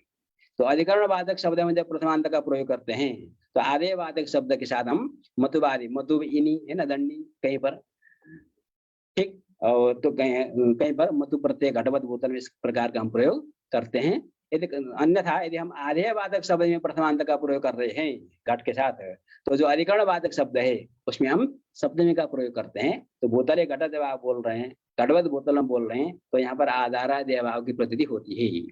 और वस्तुतः अब आगे जो बताएंगे कि जहाँ पर वृत्तीय नियामक संबंध होता है वहां पर हम संबंधी, जैसे धन धन है ना, धन संबंधी चैत्र आदि प्रयोग करते हैं। वो उदाहरण आप बाद में कल की कक्षा में समझेंगे।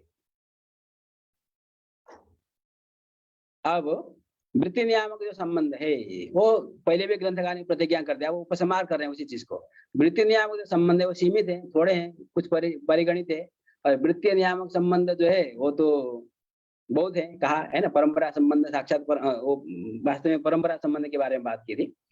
परंपरा संबंध और साक्षात संबंध के बारे में उन्होंने कहा कि साक्षात संबंध तो कुछ गिने चुने हैं, और परंपरा संबंध जो है असंख्य होते हैं, वो देश काल है ना, दूरस्थ होने पर भी होता है। तो आप संबंध घटा सकते हैं, बढ़ा सकते हैं, दीर्घतम संबंध आप बना सकते हैं, उन्होंने ग्रंथकार ने कहा था। और यहाँ पर जो वृत्ति नियामक और वृत्ति नियामक के विषय में भी बोलते हैं, वृत्ति नियामक जो संबंध है वो सीमित है, समवाय संयोग स्वरूप प्रवृत्ति एवं केचन, कुछ संबंध है जो कि आधार देवाव के नियामक होते हैं। किंतु अब यहाँ पर उन्होंने बताया नहीं, जो वृत्ति नियामक संबंध होंगे वो बहुत होते हैं, जितने भी परंपरा संबंध होंगे वो सब वृत्ति नियामक होते हैं, इसलिए वो असंख्य हो सकते हैं। तेषु संबंधेषु सत्सु, जब वृत्ति नियामक संबंध होता है तब पृथ्व्याम रूपम, है ना, रूपवती पृथ्वी, ये हम व्यवहार करते हैं, पृथ्व्याम रूपम रूपवती पृथ्वी, तो रूप और पृथ्वी इसमें समवाय संबंध है, तो यहाँ पर आधार देवाव होता है। ठीक है। कुंडे बदरम, जब हम कहते हैं बदरवान कुंड, तो बदर जो है वो कुंड में संयोग संबंध रहता है, तो ये संयोग संबंध जो है वृत्ति त्यागा नियामक संबंध हो गया। भूतले घटो नास्ति, है ना, भूतल में घट का अभाव है, तो भूतल में हम सप्तमी का प्रयोग कर रहे हैं यहाँ पर, तो घटा भाव भूतल में था भी हम बोल सकते हैं, तो घटा भाव आधेय हो गया, भूतल अधिकरण हो गया। तो इन सब उदाहरण में समवाय संबंध का उदाहरण है, संयोग संबंध का उदाहरण है और स्वरूप संबंध का उदाहरण है। ये सारे संबंध का जब हम प्रयोग करते हैं यहाँ पर आधार देवाव होता है।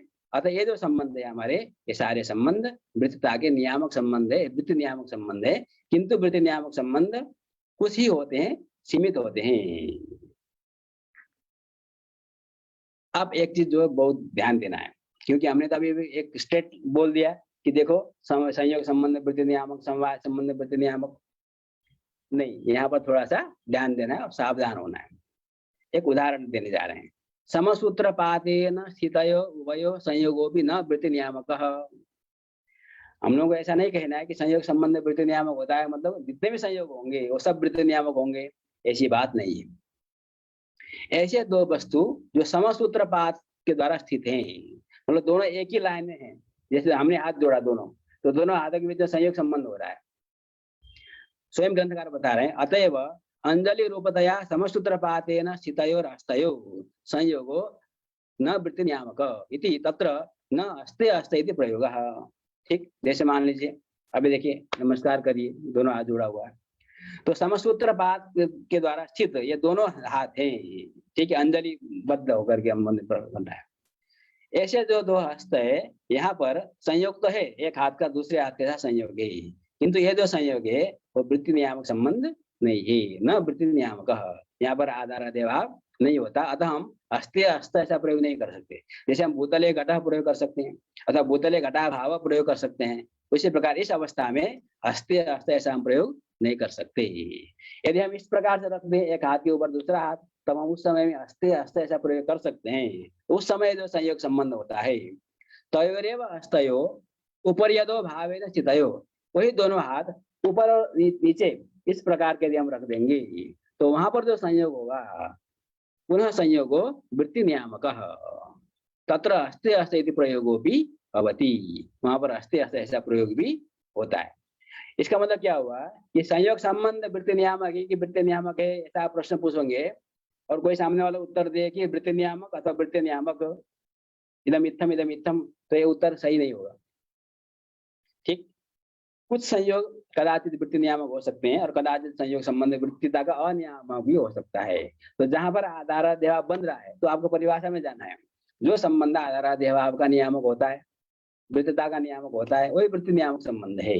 तो दो हाथ को यदि हम इस प्रकार से जोड़ते हैं, ठीक है, तो यहाँ पर दोनों में समान है, ठीक है, एक ऐसा लगने नहीं कौन आधेय कौन अधिकरण है, तो यहाँ पर अस्ते अस्ते ऐसा व्यवहार हम नहीं कर सकते, सप्तमी में विभक्ति का प्रयोग भी नहीं कर सकते। ऐसे स्थिति में हम वहां पर संयोग संबंध तो है, किंतु यह संयोग वृत्तिता का अनियामक संयोग ऐसा समझना चाहिए। और जब हम इस प्रकार से रखेंगे, हम हमारी जो प्रतीति होगी, हाँ एक हाथ के ऊपर दूसरा हाथ है, अस्ते अस्ते ऐसा हम प्रयोग कर सकते हैं। ऐसी स्थिति में हम उस संयोग को वृत्ति नियामक संयोग मानते हैं। ठीक है, तो मुझे लगता है कि जितना मुझे दिया गया था इतना हमने आपको पढ़ाया। इसे आगे वृत्ति नियामक संबंधों को लेकर काव्य ग्रंथकार चर्चा करेंगे, जिसको आप कल पढ़ेंगे। अभी कुछ प्रश्न है तो आप प्रश्न कुछ ज्यादा पूछ सकते हैं।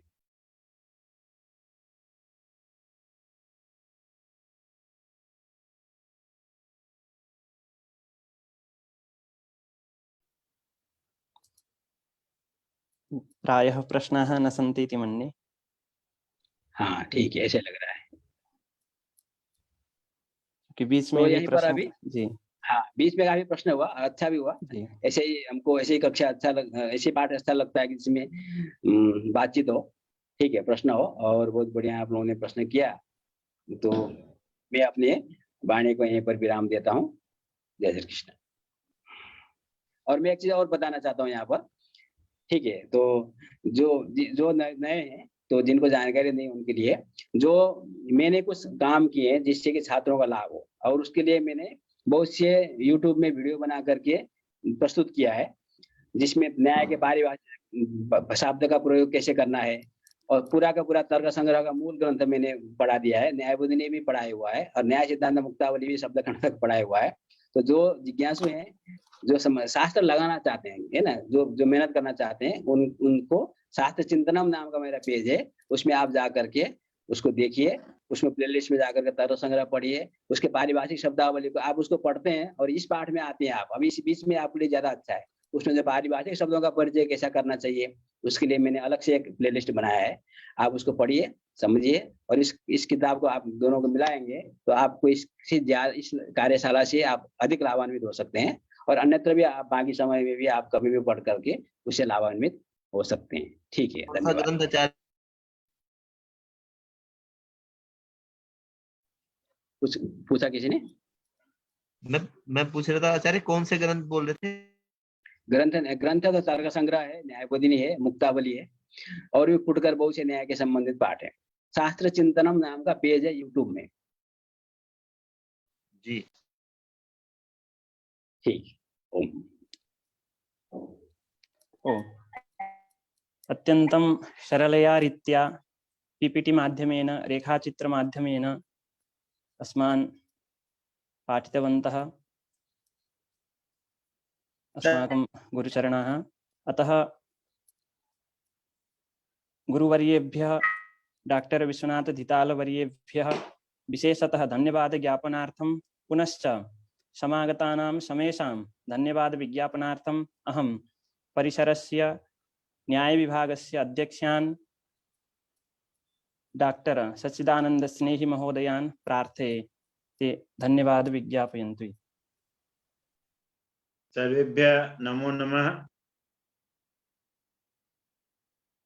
क्योंकि कक्षा हिंदी भाषा में हुई तो धन्यवाद ज्ञापन भी मैं चाहता हूं कि हिंदी भाषा में ही हो जाए। जैसा कि आप लोगों ने आज कक्षा में अध्ययन किया, कल की कक्षा भी बहुत ही अच्छी हुई थी, आज की कक्षा भी अच्छी है, पहले दिन का उद्घाटन सत्र भी अच्छा ही था। तो कल की कक्षा और आज की कक्षा में हमने देखा कि प्रतिभागियों ने बढ़ चढ़कर अपने प्रश्नों का समाधान प्राप्त किया, और प्रश्न पूछे, अच्छे प्रश्न पूछे, गहरी जिज्ञासाएं की। इससे लगता है कि अब आप बिल्कुल इसमें मन लगा कर पढ़ रहे हैं। ये हमारे लिए अत्यंत हर्ष का विषय है। आज हमारा परम सौभाग्य है कि भारतीय प्रौद्योगिकी संस्थान के मानवता विज्ञानवादी विभाग के आचार्य डॉक्टर विश्वनाथ धीताल महोदय ने हमें नव्य न्याय भाषा प्रदीप के तृतीय दिवस के निर्धारित पाठ का बहुत ही रमणीय, सरल, सुबोधपूर्ण शैली में अध्यापन कराया। इसके लिए महोदय के हम हृदय की गहराइयों से आभार व्यक्त करते हैं, तथा आप सभी प्रतिभागियों ने भी पूरे मनोयोग से इस कार्यशाला में भाग लिया, प्रश्नों को पूछा और संवाद किया। इसके लिए आप सभी प्रतिभागी भी धन्यवाद के पात्र हैं। साथ ही इस कार्यशाला में हमारे संचालक महोदय जनार्दन सुवेदी जी, जो कार्यशाला के समय में भी और कार्यशाला से अन्य भिन्न समय में भी अन्य जो कार्यशाला संबंधी कार्य रहते हैं उन सब में यथोचित सहयोग प्रदान करते हैं, इसलिए उनका भी अत्यंत हृदय की गहराइयों से धन्यवाद ज्ञापन करता हूं। और इस कार्यशाला में प्रत्यक्ष अप्रत्यक्ष रूप से अनेक आचार्य परिसर के छात्र, बाह्य प्रतिभागी और शिक्षकेतर कर्मचारी अपना अभूतपूर्व अमूल्य समय योगदान दे रहे हैं, उन सभी कर्मचारियों का भी मैं धन्यवाद ज्ञापन करता हूँ।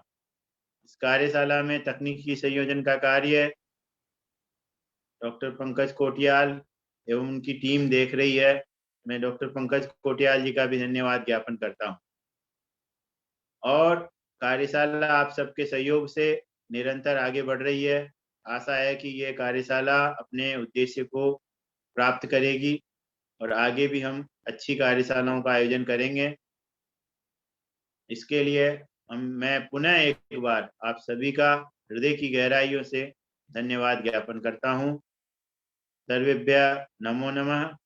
सर्वे भवन्तु सुखिनः, सर्वे सन्तु निरामया, सर्वे भद्राणि पश्यन्तु, मा कश्चित् दुःखभाग् भवेत्। विज्ञापित धन्यवादेभ्यः सम्पूर्णस्यापि कार्यशालायाः समन्वयकेभ्यः अस्य परिसरस्य न्यायविभागस्य अध्यक्षवर्येभ्यः अपि धन्यवादाः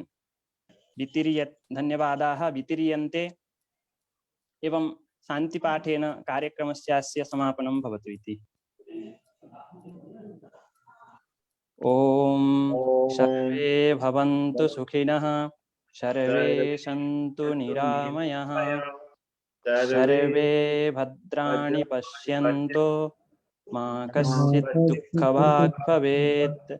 ॐ शान्तिः शान्तिः शान्तिः। आचार्य बहुत अच्छा सत्र था आज।